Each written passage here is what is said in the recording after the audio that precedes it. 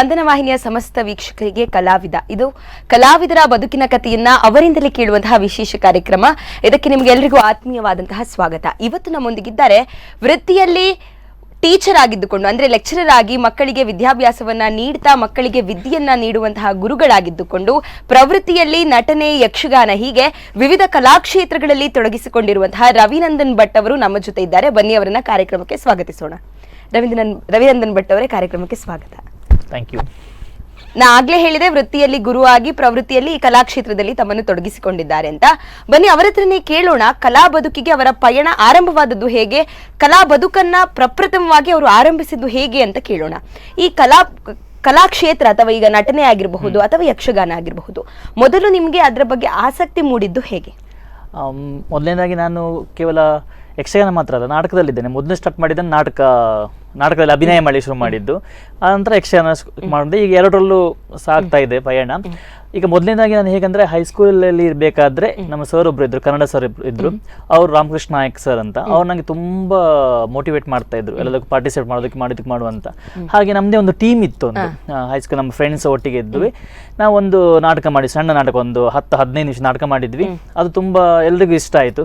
ಅದಾದ ನಂತರ ಆ ನಾಟಕದ ನಂತರ ಮತ್ತೆ ಇನ್ನೊಂದು ನಾವು 10th ಇರಬೇಕಾದ್ರೆ ಒಂದು ಕಾಲೇಜ್ ಇದು ಸ್ಕೂಲ್ನ ವಾರ್ಷಿಕೋತ್ಸವಕ್ಕೆ ಇನ್ನೊಂದು ನಾಟಕ ಮಾಡಿದ್ವಿ, ತುಳು ನಾಟಕ ಮಾಡಿದ್ವಿ. ಅದ್ರಲ್ಲಿ ನಾನು ಅಚಾನಕ್ಕಾಗಿ ಒಂದು ಹುಡುಗಿ ಪಾತ್ರ ಹಾಕಿದ್ದೆ. ಸೊ ಹಾಗೆ ಅದನ್ನು ಏನಾಯ್ತು, ಅದು ಹೀಗೆ ಊರಿನವ್ರು ಬಂದು ನೋಡಿದ್ರು. ಅಲ್ಲಿ ನಮ್ಮ ಊರು ಗರಡಿಮಜಲ ಅಂತ, ಅಲ್ಲಿ ಪ್ರೈಮರಿ ಸ್ಕೂಲ್ ಇದೆ, ಅದಕ್ಕೆ ಹಳೆವಿದ್ಯೆ ಸಂಘ ಅಂತ ಇರುತ್ತೆ. ಅದರಲ್ಲಿ ಅವ್ರು ನಾಟಕ ಮಾಡ್ತಾ ಇದ್ರು. ಸೊ ಅವ್ರು ನನ್ನನ್ನು ಈ ಹೈಸ್ಕೂಲ್ ಅನ್ನು ಈಗ ನಾಟಕ ನೋಡಿದ್ರ, ನನ್ನ ಆಕ್ಟಿಂಗ್ ಏನು ಗೊತ್ತಿಲ್ಲ ನನಗೆ ಹೇಗಿತ್ತು ಅದು ನಮ್ಗೆ ನೆನಪಿಲ್ಲ, ಅಂದ್ರೆ ಹೇಗೂ ಇರ್ಬೋದು. ಒಟ್ಟು ಒಂದು ಪಾತ್ರ ಮಾಡಿದ್ದೆ. ಹೌದು, ಅವ್ರಿಗೆ ಇಷ್ಟ, ಒಂದು ಪಾತ್ರ ಮಾಡಿದ್ನ. ಆದ್ರೆ ಇಮಿಡಿಯೇಟ್ ನೆಕ್ಸ್ಟ್ ವರ್ಷ ಅವ್ರದ್ದು ಹಳೆವಿದ್ಯೆ ಸಂಘದ ಒಂದು ಕಾರ್ಯಕ್ರಮಕ್ಕೆ ಅಂದ್ರೆ ನಾಟಕ ವರ್ಷ ಮಾಡುವಂಥದ್ದು. ಆಗ ನನ್ನನ್ನು ಒಂದು ಸಣ್ಣ ಪಾತ್ರ ಇತ್ತು, ಒಂದು ಸಣ್ಣ ಪಾತ್ರ ಅಂತ ಹೇಳ್ಬಾರ್ದು, ಪಾತ್ರ ಇತ್ತು ಒಂದು, ಅದಕ್ಕೆ ನನಗೆ ಕರೆದ್ರು. ಸೊ ಅಲ್ಲಿಂದ ಸ್ಟಾರ್ಟ್ ಆದದ್ದು. ಈಗ ಒಂದು 22 ವರ್ಷಕ್ಕೆ ಬಂದಿದೆ. ಸೊ ಅಲ್ಲಿ ನಾನು ಪ್ರಥಮವಾಗಿ ನಾಟಕದಲ್ಲಿ ಅಭಿನಯ ಮಾಡಿದ್ದೆ. ಅದೊಂದು ತುಳು ನಾಟಕ, ಕಡೀರ ಬಗ್ಗೆ ನಾಟಕ ಅಂತ ಒಂದು ನಾಟಕ. ಅದ್ರಲ್ಲಿ ಒಂದು ಇದು ಲೇಡಿ ಕ್ಯಾರೆಕ್ಟರ್, ವೇಶ್ಯ ಪಾತ್ರ ಅದು. ಸೊ ಅಲ್ಲಿ ಶುರು ಮಾಡಿದ್ದು. ಇದಕ್ಕ ನಾಟಕ ಮತ್ತು ಯಕ್ಷಗಾನ ಎರಡು ನಡೀತಾ ಇದೆ. ಬಟ್ ಅದ್ರಲ್ಲೂ ಕೂಡ ಈ ಏನ್ ಹೇಳಿದ್ರು, ನೀವು ಹೇಳಿದ್ರಿ ಫಸ್ಟ್ ಮಾಡಿದ್ದು ಲೇಡಿ ಕ್ಯಾರೆಕ್ಟರ್, ಬಹುಶಃ ಇವತ್ತಿನವರೆಗೂ ಅದ್ರಲ್ಲೇ ನೀವು ಸ್ವಲ್ಪ ಏನು ರಂಗದಲ್ಲಿ ಮಿಂಚುತ್ತಿರೋದು ಅದೇ ಒಂದು ವೇಷದಲ್ಲಿ ಅಥವಾ ಅದೊಂದು ಪಾತ್ರಗಳಲ್ಲಿ. ಅದು ಹೇಗೆ ಅಂದ್ರೆ ನಟನಾದಂತವನು ಖಂಡಿತವಾಗಿಯೂ ಸ್ಟೇಜ್ ಮೇಲೆ ಹೋದ್ರೆ ಅಥವಾ ರಂಗದ ಮೇಲೆ ಹೋದ್ರೆ ಬೇರೆ ಪಾತ್ರವೇ ಆಗುದಾ? ಇಲ್ಲದ್ದು ಆಗುವಂತದ್ದು, ನಾವಲ್ಲದ್ದು ಆಗುವಂತದ್ದು. ಅದ್ರಲ್ಲೂ ಕೂಡ ನೀವು ಒಂದು ಹುಡುಗಿಯ ಪಾತ್ರವನ್ನು ನಿರ್ವಹಿಸುವಾಗ ಹೇಗೆ ನಿಮ್ಗೆ ಒಂದು ಫೀಲ್ ಆಗ್ತದೆ? ಅಥವಾ ಈಗ ಯಾವುದೇ ಒಂದು, ಈಗ ನೀವು ಯಾರದ್ದೋ ಒಬ್ರು ಈಗ ರಾಜನದ್ದು ಏನೋ ಒಂದು ಮಾಡ್ಬೋದು, ನಿಮ್ಮ ಒಂದು ಈಗ ಏನ್ ಹೇಳಿ ಹುಡುಗರ ಕ್ಯಾರೆಕ್ಟರ್ ಮಾಡೋದು ಸುಲಭ ಅಂತ ಹೇಳ್ತಾರೆ. ಹುಡುಗಿಯರ ಕ್ಯಾರೆಕ್ಟರ್ ಮಾಡುವಾಗ ನಿಮಗೆ ಹೇಗೆ ಅನ್ನಿಸ್ತದೆ? ಅಂದ್ರೆ ಅದಕ್ಕೆ ತಯಾರಿ ಹೇಗಿರ್ತದೆ? ಖಂಡಿತವಾಗ್ಲೂ ಫಸ್ಟ್ ಇನಿಷಿಯಲ್ ಡೇಸ್ ಅಲ್ಲಿ ನಂಗೆ ಅಷ್ಟು ಗೊತ್ತಿರ್ಲಿಲ್ಲ. ಏನೋ ಒಂದು ಮಾತ್ರ ಮಾಡಿದ್ರು, ಆಯ್ತು ಹಾಗೆ ಮಾಡೋರು ಎಲ್ಲ ಹೇಳ್ತಿದ್ರು, ನೀವು ಹೀಗೆ ಮಾಡ್ಬೇಕು ಅಂತ. ಅದಕ್ಕೆ ನಾನು ಆ ರೀತಿ ಮಾಡ್ಕೊಂಡು ಹೋಗಿ ಆಕ್ಟಿಂಗ್ ಮಾಡ್ತಾ ಇದ್ದೆ. ಮತ್ತೆ ಒಂದೊಂದು 2-3 ವರ್ಷ ನಂತರ ಗೊತ್ತಾಯ್ತು, ಈಗ ನಾವು ಪಾತ್ರದಲ್ಲಿ ನಾವು ಆ ಪಾತ್ರ ಆಗಿ ಇರ್ಬೇಕು ಅಂತ, ಕೇವಲ ನಟನೆ ಮಾತ್ರ ಸಾಕಾಗುದು, ಆ ಪಾತ್ರವಾಗಿರ್ಬೇಕಂತ. ಆಮೇಲೆ ಒಂದೊಂದು ನಮ್ಗೆ ಅಲ್ಲಿ ಪ್ರಿಪರೇಷನ್ ಅದಕ್ಕೆ ಬೇಕಾಗ, ಈಗ ಒಂದು ಹುಡುಗಿ ಪಾತ್ರ ಮಾಡ್ಬೇಕಾದ್ರೆ ಹೇಗಿರ್ಬೇಕು, ಮತ್ತೆ ಯಾವ ರೀತಿ ಹಾವಭಾವ ಮಾಡ್ಬೇಕು, ರಂಗದಲ್ಲಿ ಹೇಗಿರ್ಬೇಕು, ಮತ್ತೆ ನಾವು ಒಂದು ಡೈಲಾಗ್ ಹೇಳುವಾಗ ಮಾತ್ರ ಹುಡುಗಿ ಪಾತ್ರ, ಮತ್ತೆ ಸುಮ್ಮನೆ ಹೀಗೆ ನಿಂತ್ಕೊಂಡ್ರೆ ಆಗುದಿಲ್ಲ. ಅಲ್ಲಿ ನಮ್ಮ ಹಾವಭಾವ ಸಹ ಅದೇ ರೀತಿ ಇರ್ಬೇಕು ಅಂತ, ನಮ್ಮ ಬಾಡಿ ಲ್ಯಾಂಗ್ವೇಜ್ ಏನಿದೆ ಅದು ಕೂಡ ಹಾಗೆ ಇರ್ಬೇಕು. ಅದನ್ನ ನಾನು ಒಂದೊಂದೇ ಕಲ್ತ್ಕೊಂಡು ಹೋದೆ. ಮತ್ತೆ ತಾನೇದು ಒಂದು ಕಲ್ತ್ಕೊಂಡು ಹೋದಾಗಿ ಒಂದು ಸ್ವಲ್ಪ ಸಮಯದಲ್ಲಿ ನನಗೆ ಅದು ಕರೆಕ್ಟ್ ಆಗಿ ಅಂದ್ರೆ ಹೇಗಂತ ಒಂದು ಐಡಿಯಾ ಸಿಕ್ಕಿತ್ತು. ಮತ್ತೆ ಅದರಲ್ಲಿ ಒಳಗೆ ಹೋಗ್ಲಿಕ್ಕೆ ಸಾಧ್ಯವಾಯಿತು. ಹೀಗೆ ಅಂದ್ರೆ ನನಗೆ ಹುಡುಗಿ ಪಾತ್ರ ಸಿಕ್ತದೆ ನನಗೆ ಗ್ಯಾರಂಟಿ ನಂಗೆ ಗೊತ್ತಿರಲಿಲ್ಲ. ಅದು ಅಲ್ಲೊಂದು ಹೈಸ್ಕೂಲ್ ಒಂದು ರೋಲ್ ಮಾಡಿದ್ದು. ಅದು ಮತ್ತೆ ನೆಕ್ಸ್ಟ್ ನಮ್ಮ ಊರ್ನವ್ರು ನೋಡಿದ್ರೆ ಹಳೆವಿದ್ಯೆ ಸಂಘದಲ್ಲಿ ಅಂತ ಒಂದು ನಾಟಕ ಕರೆದ್ರ, ಅಲ್ಲಿಂದ ಮತ್ತೆ ಅದೇ ಕಂಟಿನ್ಯೂ ಆಗಿ ಹೋಯ್ತು. ಮತ್ತೆ ಅದನ್ನ ನಾನು ತುಂಬಾ ಕಲಿತಾ ಹೋದೆ. ಹಾಗೆ ಅದು ಆ ಪಾತ್ರಕ್ಕೆ ನಾನು ಸೇರುವಾಗೆ ಆಯ್ತು. ಈಗ ನೀವು ನಿಮ್ಮ ಊರು ಗರಡಿಮಜಲು ಅಂತ ಹೇಳಿದ್ರಿ, ಅಲ್ಲಿ ಊರಿನವರದ್ದಾಗಿರಬಹುದು ಅಥವಾ ಮುಖ್ಯವಾಗಿ ಮನೆಯವರ ಸಪೋರ್ಟ್ ಈ ಕಲಾಕ್ಷೇತ್ರದಲ್ಲಿ ಇರುವವರಿಗೆ ಬೇಕಾಗ್ತದೆ. ಸೊ ನಿಮ್ಮ ಮನೆಯವರ ಸಪೋರ್ಟ್ ಹೇಗಿದೆ? ಅಪ್ಪ ಅಮ್ಮನ ಸಪೋರ್ಟ್ ಎಲ್ಲ ಹೇಗೆ? ಖಂಡಿತವಾಗ್ಲಿ ಅವ್ರು ನನಗೆ ತುಂಬಾ ಸಪೋರ್ಟ್ ಕೊಡೋದೇ ಹೌದು. ಯಾಕಂದ್ರೆ ನನಗೆ ನಾಟಕ ಮುಗಿಸಿಲ್ಲ, ರಾತ್ರಿ ಹೋಗುವಾಗ ಲೇಟ್ ಆಗ್ತದೆ, ಮತ್ತೆ ರಿಹರ್ಸಲ್ ಹೋಗುವಾಗ ಲೇಟ್ ಆಗ್ತದೆ. ಆಗ ಅವರು ಅಂದ್ರೆ ನಂಗೆ ಅಷ್ಟು ಸಪೋರ್ಟ್ ಮಾಡಿದ್ರೆ ಆಗುದಿಲ್ಲ. ಅಂದ್ರೆ ಅವ್ರ ಎಲ್ಲದಕ್ಕೂ ನನಗೆ ಚಿಕ್ಕನಿಂದಲೇ ನಂಗೆ ಅವ್ರು ತುಂಬಾ ಅಂದ್ರೆ ಆಕ್ಟಿಂಗ್ ಇರ್ಲಿ, ಅದು ಯಾವುದೇ ವಿಷಯ ಇರ್ಲಿ, ತುಂಬಾ ಸಪೋರ್ಟ್ ಮಾಡ್ತಾ ಇದ್ದು. ಹಾಗೆ ನಾನು ಇಷ್ಟು ಮುಂದೆ ಬರ್ಲಿಕ್ಕೆ ಸಾಧ್ಯವಾಯಿತು. ಹೌದು, ಆ ಊರಿನವರು ಸಹ ಹಾಗೆ. ನಾನೀಗ ಸ್ಟಾರ್ಟಿಂಗ್ ಅಲ್ಲಿ ಅದೇ ಹೇಳಿದಲ್ಲ, ಅಲ್ಲಿ ನಾಟಕ ಮಾಡ್ತಿರ್ಬೇಕಾದ್ರೆ ಊರಿನವರು ಸಹ ನಮ್ಮ ಊರ್ದ ಪೊಣ್ಣು ಅಂತ ಹೇಳಿ ಒಳ್ಳೆ ನಂಗೆ ತುಂಬಾ ಪ್ರೋತ್ಸಾಹ ಕೊಡ್ತಿದ್ರು. ಮತ್ತೆ ಆಕ್ಟಿಂಗ್ ಬಗ್ಗೆ ಏನಾದ್ರು ಇದ್ರೆ ಕಮೆಂಟ್ಸ್ ನೀವು ಹಾಗೆ ಮಾಡ್ಬೋದು, ಹೀಗೆ ಮಾಡ್ಬೋದು ಎಲ್ಲ ಸಜೆಸ್ಟ್ ಕೊಡ್ತಾ ಇದ್ರು. ಸೊ ಹೀಗೆ ಎಲ್ಲರ ಸಪೋರ್ಟ್ ಇತ್ತು ನನಗೆ, ಅಲ್ಲಿ ಏನೋ ಸಮಸ್ಯೆಗಳಾಗ್ಲಿಲ್ಲ. ಸೊ ನೀವು ಇವತ್ತೀಗ ಮೊದಲು ಮಾಡಿದ 22 ವರ್ಷ ಅಂತ ಹೇಳಿದ್ರಿ. ಹೌದು. ಸೊ ಇವತ್ತು ನೀವು ಯಾವ್ದಾದ್ರು ಒಂದು ಲೇಡಿ ಕ್ಯಾರೆಕ್ಟರ್ ಮಾಡುವಾಗ ಹಿಂದೆ ತಿರುಗಿ ನೋಡಿದ್ರೆ ಅವತ್ತು ನಾನು ಹೀಗೆ ಮಾಡ್ಬೋದಿತ್ತೇನೋ ಅಂತ ಅನ್ಸ್ತದೆ ಅಥವಾ ಖಂಡಿತವಾಗ್ಲೂ ಅನ್ಸುತ್ತೆ. ಅದು ಯಾವುದೇ ಈಗ ಮೊದಲು ಅಂತ ಅಲ್ಲ, ಈಗ ಸಹ ಒಂದು ಪರ್ಫಾರ್ಮೆನ್ಸ್ ಮಾಡಿದ ನಂತರ ಸ್ವಲ್ಪ ಹೊತ್ತು ನಂತರ ನಾನು ಈ ಪಾತ್ರ ಹೀಗೆ ಮಾಡ್ಬೋದಿತ್ತೇನೋ, ಸ್ವಲ್ಪ ಚೇಂಜ್ ಮಾಡ್ಬೋದಿತ್ತೇನೋ, ಅಥವಾ ಮಾಡುವ ಮೊದಲು ಸಹ ಎಣಿಸ್ತೇವೆ ಇವತ್ತು ಈ ಪಾತ್ರವನ್ನು ಹೀಗೆ ಮಾಡುವ ಅಂತ. ಮಾಡಿದ ನಂತರ ಸಹ ಅದು ಅನ್ನಿಸ್ತದೆ, ಅದು ಪ್ರತಿಯೊಬ್ಬರಿಗೂ ಎಲ್ಲ ಆಕ್ಟರ್ ಹಾಗೆ ಅನಿಸ್ತದೆ, ಈ ಪಾತ್ರ ಹಾಗೆ ಮಾಡ್ಬೋದಿತ್ತೇನೋ ಅಂತ. ಅದು ಖಂಡಿತವಾಗಿ ಅನಿಸ್ತದೆ. ಎಲ್ಲ ಪಾತ್ರಗಳು ಅಥವಾ ಎಲ್ಲ ನಾಟಕಗಳಲ್ಲಿ ಅದೇ ರೀತಿ ಅನಿಸ್ತದೆ. ಅದು ಇದಕ್ಕಿಂತ ಇನ್ನೂ ಚಂದ ಮಾಡ್ಬೋದಿತ್ತು ಅಂತ. ಹೌದು, ಏನು ಬೆಟರ್ ಆಡ್ ಮಾಡ್ಬೋದಿತ್ತು ನಾವು ಅಂತ. ಕೆಲವೊಮ್ಮೆ ಅದು ಆ ಕ್ಷಣಕ್ಕೆ ಹೊಳಿದ್ರೆ ಮತ್ತೆ ಹೊಳಿತದೆ. ಆಗ ಅದೇ ಶೋ ಇನ್ನೊಂದ್ಸಲ ಇದ್ದಾಗ ಅದನ್ನ ಹಾಗೆ ಮಾಡ್ಬೋದು, ಹಾಗೆ ಆಗ್ತದೆ. ಸೊ ನೀವೀಗ ಇದು ನಿಮ್ಮ ಕಲಾಕ್ಷೇತ್ರದ ಬಗ್ಗೆ ನೀವು ಹೇಗೆ ಆರಂಭಿಸಿದ್ರಿ, ಏನ್ ಹೇಳುದು ಇನಿಷಿಯಲ್ ಡೇಸ್ ಹೇಗಿತ್ತು ಅನ್ನೋದ್ರ ಬಗ್ಗೆ. ಸೊ ಇನ್ನು ನಿಮ್ಮ ಎಜುಕೇಶನ್, ಈಗ ಹೆಚ್ಚಿನಾಗಿ ಕಲಾಕ್ಷೇತ್ರದಲ್ಲಿ ವಿದ್ಯಾರ್ಥಿಗಳಾಗಿದ್ದಾಗಲೇ ತೊಡಗಿಸಿಕೊಂಡವರು ಓದುದಿಲ್ಲ, ಅಥವಾ ಅದರಲ್ಲೂ ಕೂಡ ಹುಡುಗರು ಸಣ್ಣ ಏಜ್ ನಲ್ಲಿ ತೊಡಗಿಸಿಕೊಂಡ್ರೆ ಓದುದಿಲ್ಲ, ಅವ ಇನ್ನು ಅದಕ್ಕೆ ಅಂದ್ರೆ ನಾಟಕ ಮಾಡ್ತಾನೆ ಆತರ ಅಂತ ಮಾತಾಡ್ತಾರೆ. ಬಟ್ ನೀವು ಇವತ್ತಿಗೆ ಒಂದು ಮಿಲಾಗ್ರಿಸ್ ಕಾಲೇಜಲ್ಲಿ ಲೆಕ್ಚರರ್ ಆಗಿದ್ದೀರಿ. ಸೊ ಆ ಜರ್ನಿ ಹೇಗಿತ್ತು, ಅದನ್ನು ಹೇಗೆ ಬ್ಯಾಲೆನ್ಸ್ ಮಾಡ್ತಾ ಇದ್ರು? ಖಂಡಿತವಾಗಿ ಈಗ ಒಂದು ಕಲಾರಂಗದಲ್ಲಿದ್ದವರಿಗೆ ಹೇಳ್ತಾರೆ ಅವರು ಓದು ಇಲ್ಲ ಹಾಗೆ ಹೀಗೆ ದುರಭ್ಯಾಸಗಳಿರ್ತಾರೆ, ಅದೇನು ಇಲ್ಲ. ನಾನು ಸ್ಟಾರ್ಟ್ ಮಾಡಿದಾಗ ನಾಟಕ ಯಕ್ಷಗಾನ ಸ್ಟಾರ್ಟ್ ಮಾಡಿದಾಗ ಕಾಲೇಜಲ್ಲಿ ಅಂದ್ರೆ ಹೈಸ್ಕೂಲ್ ಇತ್ತು, ಮತ್ತೆ ಕಾಲೇಜಲ್ಲಿ ಸ್ಟಾರ್ಟ್ ಮಾಡಿದೆ. ಆಗ ನಾನು ಲಿಮಿಟೆಡ್ ಇತ್ತು, ವರ್ಷಕ್ಕೆ ಒಂದು 4-5 ಅಷ್ಟೇ. ಆಗ ಏನಾಯ್ತು, ನಾನು ಆಕ್ಚುಲಿ ಸೈನ್ಸ್ ತಗೊಂಡಿದ್ದು. ಸೊ ಅದ್ರಲ್ಲಿ ನಾನು ತುಂಬಾ ಹಾರ್ಡ್ ಸ್ಟಡಿ ಮಾಡಬೇಕಿತ್ತು, ಕನ್ನಡ ಮೀಡಿಯಂ ಇಂದ ಬೇರೆ ಬಂದಿದ್ದು. ಸೊ ನಾನು ಸ್ಟಡೀಸಿಗೆ ತುಂಬಾ ಇಂಪಾರ್ಟೆನ್ಸ್ ಕೊಟ್ಟಿದ್ದೆ. ಹಾಗೆ ಇದ್ರಲ್ಲಿ ಸೈಡಲ್ಲಿ ಇದು ಆಗ್ತಾ ಇತ್ತು, ಹೆಚ್ಚಿರ್ಲಿಲ್ಲ. ಎಲ್ಲಿಂದ ಅಂದ್ರೆ ನಾನು PUC ಮುಗಿಸಿ ಡಿಗ್ರಿ ಮುಗಿಸಿ ನೆಕ್ಸ್ಟ್ MBA ಮಾಡುವ ತನಕ ಸಹ ನಾನು ಜಾಸ್ತಿ ಇನ್ವಾಲ್ವ್ಮೆಂಟ್ ಇರಲಿಲ್ಲ. ಮಾಡ್ತಿದ್ದೆ ಅಲ್ಲೊಂದು ಇಲ್ಲೊಂದು, ಹೀಗೆ ಒಂದು ವರ್ಷಕ್ಕೆ 4-5 ಹಾಗೆ, ಮತ್ತೆ ಸ್ವಲ್ಪ ಜಾಸ್ತಿ ಆಗ್ತಾ ಹೋಯ್ತು. ಒಮ್ಮೆ ನಾನು ಯಾವಾಗ ಕೆಲಸಕ್ಕೆ ಸೇರಿದ್ನೋ ಅಲ್ಲಿಂದ ನನಗೆ ಟೈಮ್ಸ್ ಕೂಡ ಸಿಕ್ಕಿತ್ತು. ಸೊ ಹೇಗಂದ್ರೆ ನನ್ನ ಸ್ಟಡೀಸ್ ಮುಗೀತು, ಇನ್ನೇನದು ಜಾಬ್ ಫೀಲ್ಡ್. ಸೊ ಅದ್ರ ಬಗ್ಗೆ ಕಾನ್ಸಂಟ್ರೇಷನ್, ಹಾಗೆ ಇಲ್ಲಿ ಇದು ಕೂಡ ಜಾಸ್ತಿ ಆಗ್ತಾ ಹೋಯ್ತು, ಈ ಆಕ್ಟಿವಿಟೀಸ್ ಕೂಡ ಜಾಸ್ತಿ ಆಗ್ತದೆ. ಅದಕ್ಕೊಟ್ಟಿಗೆ ಮತ್ತೆ ನಾನು ಯಕ್ಷಗಾನ ಕೂಡ ಅದ್ರ ನಡುವೆ ಕಲಿತೆ. ಸೊ ಫಸ್ಟಿಗೆ ಬಡಗುತಿಟ್ಟು ಕಲಿತೆ, ಆಮೇಲೆ ತೆಂಕುತಿಟ್ಟು ಕಲಿತೆ. ಅದಕ್ಕೆ ಅದೇ ಸಮಯಕ್ಕೆ ಸರಿಯಾಗಿ ನಾನು ಉಡುಪಿಯ ಒಂದು ನಾಟಕ ಟೀಮ್ನಲ್ಲೂ ಸೇರ್ಕೊಂಡೆ. ಫಸ್ಟ್ ಸನ್ನಿಧಿ ಕಲಾವಿದರ ಉಡುಪಿ ಅಂತ ಅದರಲ್ಲಿದ್ದೆ. ಅದಾದ್ಮೇಲೆ ಇಮಿಡಿಯೇಟ್ ನಮ್ಮ ನಾಟಕ ಟೀಮ್ ಇದೆ, ಅಭಿನಯ ಉಡುಪಿ ಅಂತ ಇದೆ, ಅಭಿನಯ ಕಲಾವಿದ ಉಡುಪಿ ಅಂತ ಇದೆ, ಅದ್ರಲ್ಲಿ ಸೇರ್ಕೊಂಡೆ. ಅದರ ನಂತರ ನಾಟಕಗಳು ಜಾಸ್ತಿ ಆಗ್ತಾ ಹೋಯ್ತು ವರ್ಷ ಹೀಗೆ. ಸೊ ಸ್ಟಡೀಸಿಗೆ ನಂಗೆ ಸಮಸ್ಯೆ ಆಗಲಿಲ್ಲ. ಹೌದು. ಸೊ ಅದೇ ಈಗಲೂ ಕೂಡ ಕೆಲವೊಮ್ಮೆ 10th ಸ್ಟ್ಯಾಂಡರ್ಡ್ ಗೆ ಮುಗಿಸಿ PU ಗೆ ಬರುವಾಗ ಕೆಲವೊಂದಷ್ಟು ಮಕ್ಕಳು, ಅದು ಕೂಡ ಸೈನ್ಸ್ ತಕೊಂಡಂತವರು, ಬೇಡ ನಮಗೆ ನಾವು ಅದನ್ನ ಇನ್ನು ಬಿಟ್ಟು ಬಿಡ್ತೇವೆ ಅಂತವರಿಗೆ ಅಂತ ಹೇಳ್ತೀರಿ, ಅಂದ್ರೆ ಹೇಗೆ ಅದನ್ನು ಒಟ್ಟಿಗೆ ಬ್ಯಾಲೆನ್ಸ್? ನಿಮ್ಮ ಹವ್ಯಾಸ, ಈಗ ಏನೇ ಸಜೆಷನ್ ಅಂದ್ರೆ ಹವ್ಯಾಸಗಳು ಏನೇ ಇರಲಿ ಅದನ್ನು ಕೂಡ ಮಾಡಿ. ಈಗ ಸ್ಟಡೀಸ್ ಹೇಗೂ ನೀವು ಹಾರ್ಡ್ ಸ್ಟಡಿ ಮಾಡಲೇಬೇಕು, ಅದರೊಟ್ಟಿಗೆ ನಿಮ್ಮ ಹವ್ಯಾಸಗಳನ್ನು ಕೂಡ ಬೆಳೆಸ್ಕೊಂಡು ಹೋಗ್ಬೇಕು ಅಂತ ಹೇಳುದು. ಯಾಕಂದ್ರೆ ನಾವು ಒಮ್ಮೆ ಯಾವುದೋ ಒಂದು ಫೀಲ್ಡ್ಗೆ ಹೋದ ನಂತರ ಮತ್ತಲ್ಲಿ ಎಂಜಾಯ್ಮೆಂಟ್ ಏನಿದೆ ಖಾಲಿ ಅದ್ರಲ್ಲಿ ಮಾತ್ರ ಅಲ್ಲ, ಬೇರೆ ನಮ್ಮ ಹವ್ಯಾಸಗಳು ನಾವು ಎಂಜಾಯ್ಮೆಂಟ್ ತಗೊಳ್ಬೇಕು, ಅದು ಮುಖ್ಯ ಆಗಿರುತ್ತೆ. ಆಗ ಮಾತ್ರ ನಾವು ಸ್ವಲ್ಪ ಆರಾಮದಿರ್ಲಿಕ್ಕೆ ಆಗ್ತದೆ, ಸ್ವಲ್ಪ ಎಂಜಾಯ್ಮೆಂಟ್ ಹಾಗೆ ಇರ್ಬೇಕು. ಹೌದು. ಸೊ ಈಗ ನೀವು ಸನ್ನಿಧಿ ಕಲಾವಿದರು, ಅಭಿನಯ, ಈ ತಂಡಗಳ ಬಗ್ಗೆ ಎಲ್ಲ ಮಾತನಾಡಿದ್ರಿ. ಫಸ್ಟ್ ಗೆ ಸನ್ನಿಧಿ ಕಲಾವಿದರು ಅಂತ ಹೇಳಿದ್ರಿ. ಸೊ ಆ ತಂಡದಲ್ಲಿ ನಿಮ್ಮ ಜರ್ನಿ ಹೇಗಿತ್ತು? ಅದು ಹೇಗೆ ಅಂದ್ರೆ, ನಾನು ಅದೇ ನಮ್ಮ ಊರಿನ ನಾಟಕ ಮಾಡ್ತಿರುವುದು ನೋಡಿ ಅವ್ರಿಗೆ ವೈಗಿಲ್ಲ ಮ್ಯೂಸಿಕ್ ಡೈರೆಕ್ಟರ್ ನಿರ್ಮಲ್ ಪಾಂಗಾಳ್ ಅಂತ, ಅವ್ರು ನಮ್ಮ ನಾಟಕಕ್ಕೆ ಮ್ಯೂಸಿಕ್ ಡೈರೆಕ್ಟರ್ ಬಂದಿದ್ರು. ಅವರು ನನ್ನ ಅಲ್ಲಿ ಆಕ್ಟಿಂಗ್ ನೋಡಿದ್ರು, ಮತ್ತೆ ಅವರು ನನ್ನನ್ನು ಸನ್ನಿಧಿ ಕಲಾವಿದರಿಗೆ ಇಂಟ್ರೊಡ್ಯೂಸ್ ಮಾಡಿದ್ರು. ಅಲ್ಲಿ ಒಂದು ನಾವು 3-4 ವರ್ಷ ಅದರಲ್ಲಿತ್ತು. ಅಲ್ಲಿಂದ ನಾವು ಚೆನ್ನೈಲೆಲ್ಲ ಮತ್ತೆ ಬೇರೆ ಬೇರೆ ಕಡೆ ಎಲ್ಲ ನಾಟಕ ಮಾಡಿದ್ವಿ. ಸೊ ಅಲ್ಲಿಂದ ಮತ್ತೆ ನಾವು ಅದೇ ಸಮಯಕ್ಕೆ ಬಲೆತಲಿಪಲೆ ಬಂತು. ಬಲೆತಲಿಪಲೆ ಸೀಸನ್ 2 ನಮ್ಮ TV ಅವರು ಮಾಡುವಂಥದ್ದು.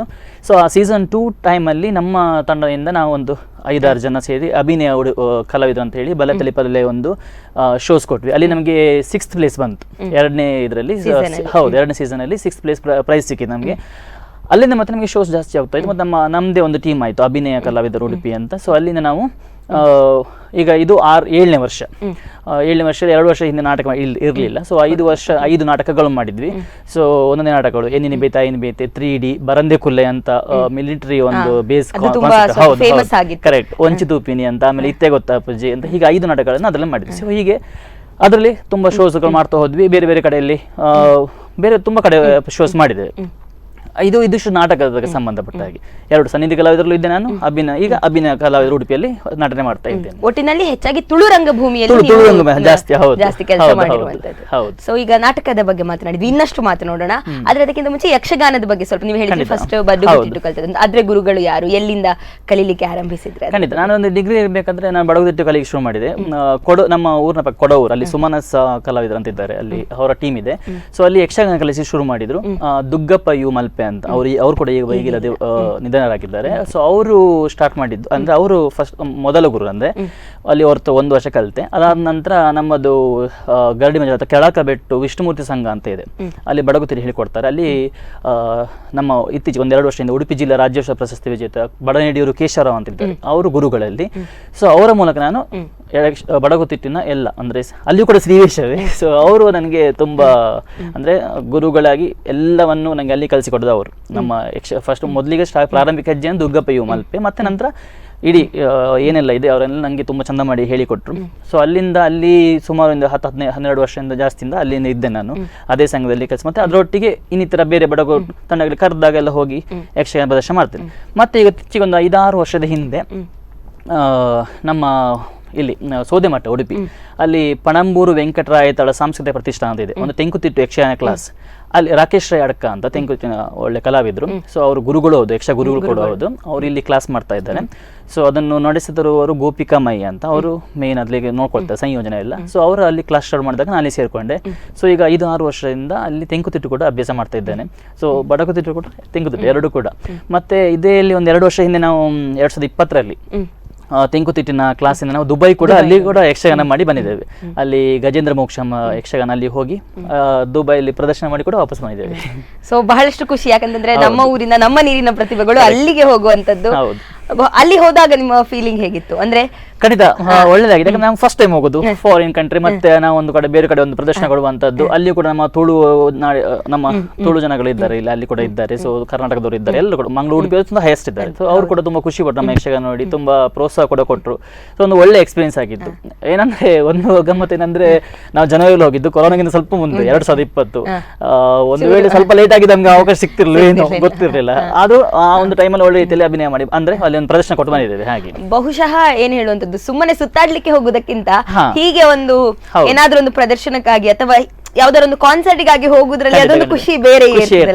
ಒಂದು ಟೀಮ್ ಇರ್ತದೆ, ಒಂದು 10-15 ಜನ ಇರ್ತೇವೆ, ಆಗ ಎಲ್ರಿಗೂ ಹೊಸ್ತು ಒಂದು ನೋಡೋ ಖುಷಿ ಆಗುತ್ತೆ. ಹಾಗೆ ಹೌದು. ಸೊ ಓಕೆ, ನೀವೀಗ ಹೇಳಿದ್ರಿ ಈ ಯಕ್ಷಗಾನದ ಗುರುಗಳ ಬಗ್ಗೆ ಮಾತನಾಡಿದ್ವಿ. ನಾಟಕ ಕ್ಷೇತ್ರದಲ್ಲಿ ಅಂದ್ರೆ ನಿಮ್ಗೆ ಈಗ ಸ್ಕೂಲ್ ಡೇಸ್ ಅಲ್ಲಿ ನೀವ್ ಹೇಳಿದ್ರು ಒಬ್ರು ಸರ್ ನಂಗೆ ಇನ್ಸಿಸ್ಟ್ ಮಾಡಿದ್ರು, ಅದು ಬಿಟ್ಟು ಈಗ ಹೀಗೆ ಅಭಿನಯ ಮಾಡಿದ್ರೆ ಚಂದ ಆಗ್ತದೆ ಅಥವಾ ಹೀಗೆ ಅಭಿನಯ ಮಾಡ್ಬೇಕು, ಅಭಿನಯ ಅನ್ನುವುದು ಇದು ಅಂತ ಆತರ ಎಲ್ಲ ಹೇಳಿ. ಖಂಡಿತ.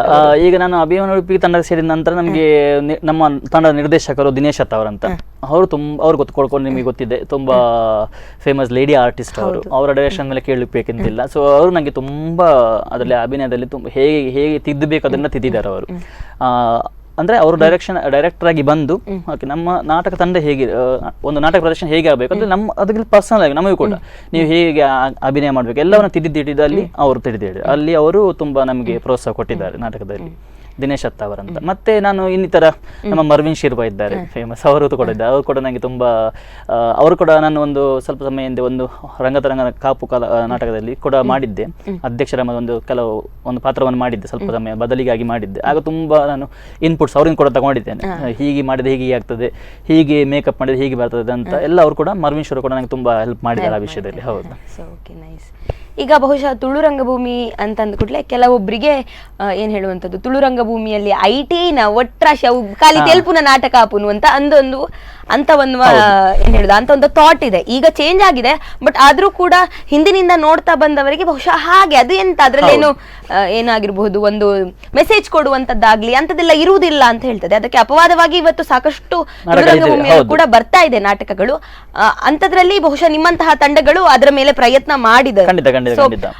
ಆಗ ಫಸ್ಟ್ ಇನಿಷಿಯಲಿ ಹೇಗಿತ್ತು ರೆಸ್ಪಾನ್ಸಸ್? ಯಾಕಂತಂದ್ರೆ ಒಂದು ಟೈಪ್ ಆಫ್ ನಾಟಕಕ್ಕೆ ಅಥವಾ ತುಳು ನಾಟಕಕ್ಕೆ ಜನರು ಒಗ್ಗಿ ಹೋಗಿದ್ರು, ಅದನ್ನ ಮಾತ್ರ ಅವರು ಏನು ಆಕ್ಸೆಪ್ಟ್ ಮಾಡ್ತಾ ಇದ್ರು. ಸೊ ತುಳು ನಾಟಕಗಳಲ್ಲೂ ಕೂಡ ಮೆಸೇಜ್ ಕೊಡ್ಲಿಕ್ಕೆ ಪ್ರಯತ್ನ ಪಡುವಾಗ ಜನರ ರಿಯಾಕ್ಷನ್ಸ್ ಗಳು ಹೇಗಿತ್ತು? ಖಂಡಿತವಾಗ್ಲಿದೆ. ಹೇಗಿದ್ರೆ ಯಾಕಂದ್ರೆ ಈಗ ಮೊದಲಿಗೆ ನಾಟಕಗಳು ಹೇಗಂದ್ರೆ ಈ ಪರದೆ ನಾಟಕಗಳು, ಅದ್ರಲ್ಲಿ ಈಗ ಒಂದು ಸೀನ್ ಏನಂದ್ರೆ ಸೀರಿಯಸ್ ಸ್ಟೋರಿ ಸೀನ್, ಇನ್ನೊಂದು ಸೀನ್ ಹೇಗಂದ್ರೆ ಕಾಮಿಡಿ. ಅಲ್ಲಿ ಅಂದ್ರೆ ಮೇನ್ ಇಂಟೆನ್ಷನ್ ಮೊದಲು ಹೇಗೆ ಅಂದ್ರೆ ಇದು ಹೀರೋ ಮತ್ತೆ ಹೀರೋಯಿನ್ ವಿಲನ್ ಮೂರು ಮೇನ್ ಕ್ಯಾರೆಕ್ಟರ್ ಮತ್ತೆ ಕಾಮಿಡಿಯನ್ ಇರ್ತಿದ್ರು. ಅಲ್ಲಿ ಹೀರೋಯಿನ್ ಅಳ್ಳೇಬೇಕು ಅಥವಾ ಒಂದು ವಿಲನ್ ಬಂದು ಹೀರೋಯಿನ್ ಒಂದು ಆತರ ಕಾನ್ಸೆಪ್ಟ್ ಇತ್ತು. ಆಗ ಹೀರೋಯಿನ್ ಹತ್ರ ಮಾತ್ರ ಜನಗಳಿಗೆ ಇಷ್ಟ, ತುಂಬಾ ಒಳ್ಳೆ ನಾಟಕ ಆಗಿದೆ, ತುಂಬಾ ಹಾಗೆ ಆಗಿದೆ, ಸ್ಟೋರಿ ಬೇಕು ಜನಗಳಿಗೆ, ತುಂಬಾ ತೀರಾ ಅಂದ್ರೆ ಇದವರಿಗೆ ಸ್ಟೋರಿ ಬೇಕು. ಮತ್ತೆ ಸ್ವಲ್ಪ ಸಮಯ ಅಂದ್ರೆ ಬದಲಾವಣೆ ಆಗ್ತಾ ಹೋಯ್ತು. ಮತ್ತೆ ಸೆಟ್ಟಿಂಗ್ ಡ್ರಾಮಾ ಅಂತ ಏನ್ ಬಂತು, ಈ ಸೆಟ್ ಇಟ್ ಮಾಡುವ, ಈಗ ಅದೇ ನಡೀತಾ ಇದೆ ಪ್ರೆಸೆಂಟ್ಲಿ. ಓಕೆ, ನಮ್ಮ ರಂಗಭೂಮಿ ಸ್ಟೈಲ್ ಬೇರೆ, ನಮ್ಮ ತುಳು ನಾಟಕಗಳು ಬೇರೆ. ಸೊ ಈಗ ಮತ್ತೆ ನಂತರ ಕಾಮಿಡಿ ಜಾಸ್ತಿ ಕಾಮಿಡಿ ಅದು ಕೂಡ ಒಂದಷ್ಟು ಜನರ ಅಪವಾದ, ಅಂದ್ರೆ ಈ ಡಬಲ್ ಸ್ಟ್ಯಾಂಡರ್ಡ್ ಜೋಕ್ಸ್ ಗಳು ಮಾತ್ರ ಇರ್ತಾ ಇತ್ತು. ಅದು ಯಾಕೆ ಹಾಗೆ? ಇಲ್ಲ, ಅದು ಒಂದು ಸ್ವಲ್ಪ ಸಮಯ ತನಕ ಇತ್ತು. ಅಂದ್ರೆ ಏನ್ ಮಾಡೋದು, ಕಾಮಿಡಿ ಜನಗಳಿಗೆ ಕಾಮಿಡಿ ಬೇಕು, ಇನ್ನೇನ್ ಮಾಡೋದು, ಶುರು ಮಾಡಿ ಈ ತರ ಡಬಲ್ ಸ್ಟ್ಯಾಂಡರ್ಡ್ ಕಾಮಿಡಿ ಶುರು ಮಾಡಿದ್ರು. ಮತ್ತೆ ಅದು ಕೂಡ ಕಾನ್ಸೆಪ್ಟ್ ಹೋಯ್ತು. ಮತ್ತೆ ಜನ ಅದನ್ನು ಕೂಡ ತಿರಸ್ಕಾರ ಮಾಡಿ ಶುರು ಮಾಡಿದ್ರು. ಇಲ್ಲ, ಅದು ಹೇಳುದು ಅಂತ ಸ್ವಲ್ಪ ಮತ್ತೆ ಪುನಃ ಸ್ಟೋರಿ ಬಂತು. ಈಗ ಏನಂದ್ರೆ ಇಡೀ ನಾಟಕದಲ್ಲಿ ಒಂದು 2.5 ಗಂಟೆಯಲ್ಲಿ ನಿಮಗೆ 2 ಗಂಟೆ ಕಾಮಿಡಿ ಇರ್ತದೆ, ಅರ್ಧ ಗಂಟೆ ಮಾತ್ರ ಸ್ಟೋರಿ ಇರುವಂತ ಜಾಸ್ತಿ ನೋಡಿ ಈ ಒಟ್ಟಾರೆಗೆ ನೋಡೋದಾದ್ರೆ. ಸೊ ಅದನ್ನು ಜನ ಲೈಕ್ ಮಾಡ್ತಾರೆ. ಈಗ ಕಾಮಿಡಿ ಜಾಸ್ತಿ ಬೇಕು, ಸ್ಟೋರಿ ಸ್ವಲ್ಪ ಇದೆ ಸಾಕು ಅಂತ ಕೆಟಗರಿ. ತುಂಬಾ ಕಾಮಿಡಿ ಕಮ್ಮಿ ಬೇಕು, ಸ್ಟೋರಿ ಜಾಸ್ತಿ ಬೇಕು ಅಂತ ಸ್ವಲ್ಪ ಜನ ಇರೋದು, ಜಾಸ್ತಿ ಇಲ್ಲ. ಸೊ ಮೇನ್ ಇಂಟೆನ್ಷನ್ ಅಲ್ಲಿ ಕಾಮಿಡಿ ಬೇಕು ಒಂದು ನಾಟಕಕ್ಕೆ. ಮತ್ತೆ ನೋಡಿ, ಈಗ ಇತ್ತೀಚಿನ ವರ್ಷಗಳಲ್ಲಿ ನೀವು ನೋಡಿರ್ಬೋದು, ಪೌರಾಣಿಕ ನಾಟಕಗಳು ಬರಲಿ ಶುರು ಆಯ್ತು. ಟ್ರೆಂಡ್ ಚೇಂಜ್ ಆಗ್ತಾ ಹೋಯ್ತು. ಈಗ ಮತ್ತೆ ಪುನಃ ಎಲ್ಲರೂ ಕೂಡ ಒಮ್ಮೆ ಪೌರಾಣಿಕ ನಾಟಕಗಳು ಮಾಡಿ ಶುರು ಮಾಡಿದ್ರೆ, ಈಗ ಮತ್ತೆ ಪುನಃ ವಾಪಸ್ ಸಾಮಾಜಿಕ ಬರ್ತಾ ಇದ್ದಾರೆ ಒಂದೊಂದು. ಅದೇ ಅಂದ್ರೆ ಈಗ ಅದು ಬ್ಯಾಲೆನ್ಸ್ಡ್ ಆಗ್ತಾ ಹೋಗ್ತದೆ ಒಂದೊಂದು. ಜನರು ಹೇಗೆ ಅಷ್ಟೇ ಅದು ಕಾಲಕಾಲಕ್ಕೆ ಅಂದ್ರೆ ಜನಗಳಿಗೆ ಯಾವ ರೀತಿ ಬೇಕು ಹಾಗೆ. ಅಂದ್ರೆ ಈಗ ಎಲ್ಲರೂ ಕೂಡ ಯಾವ್ದೋ ಒಂದು ಸಮಸ್ಯೆ ಇರೋರು, ಅದಿರುವ ಇನ್ನೊಂದು ಸಮಸ್ಯೆ, ಎಲ್ರಿಗೂ ಅದು ಆ ಸಮಸ್ಯೆ ಇಟ್ಕೊಂಡು ನಾಟಕ ಬರುವಾಗ ಇಲ್ಲಿಯೂ ಸಮಸ್ಯೆಗಳು ನೋಡಿದ್ರೆ ಇದೆಂತ ನಾಟಕ ಅಂತ ಹೇಳ್ತಾರೆ. ಸ್ವಲ್ಪ ನಗಲಿ ಬಂದ್ರೆ ಒಬ್ಬ ಇಲ್ಲಿ ಬಂದ ಸ್ವಲ್ಪ ರಿಲೀಫ್ ಆಯ್ತು ಅಂತ ಆ ರೀತಿ ಮನೋಭಾವನೆ ಜನಗಳು ಇರ್ತದೆ. ಒಂದು ಪ್ರೇಕ್ಷಕನಿಗೆ ಅದನ್ನು ಎಕ್ಸ್ಪೆಕ್ಟ್ ಮಾಡ್ತಾ ಇರ್ತಾರೆ.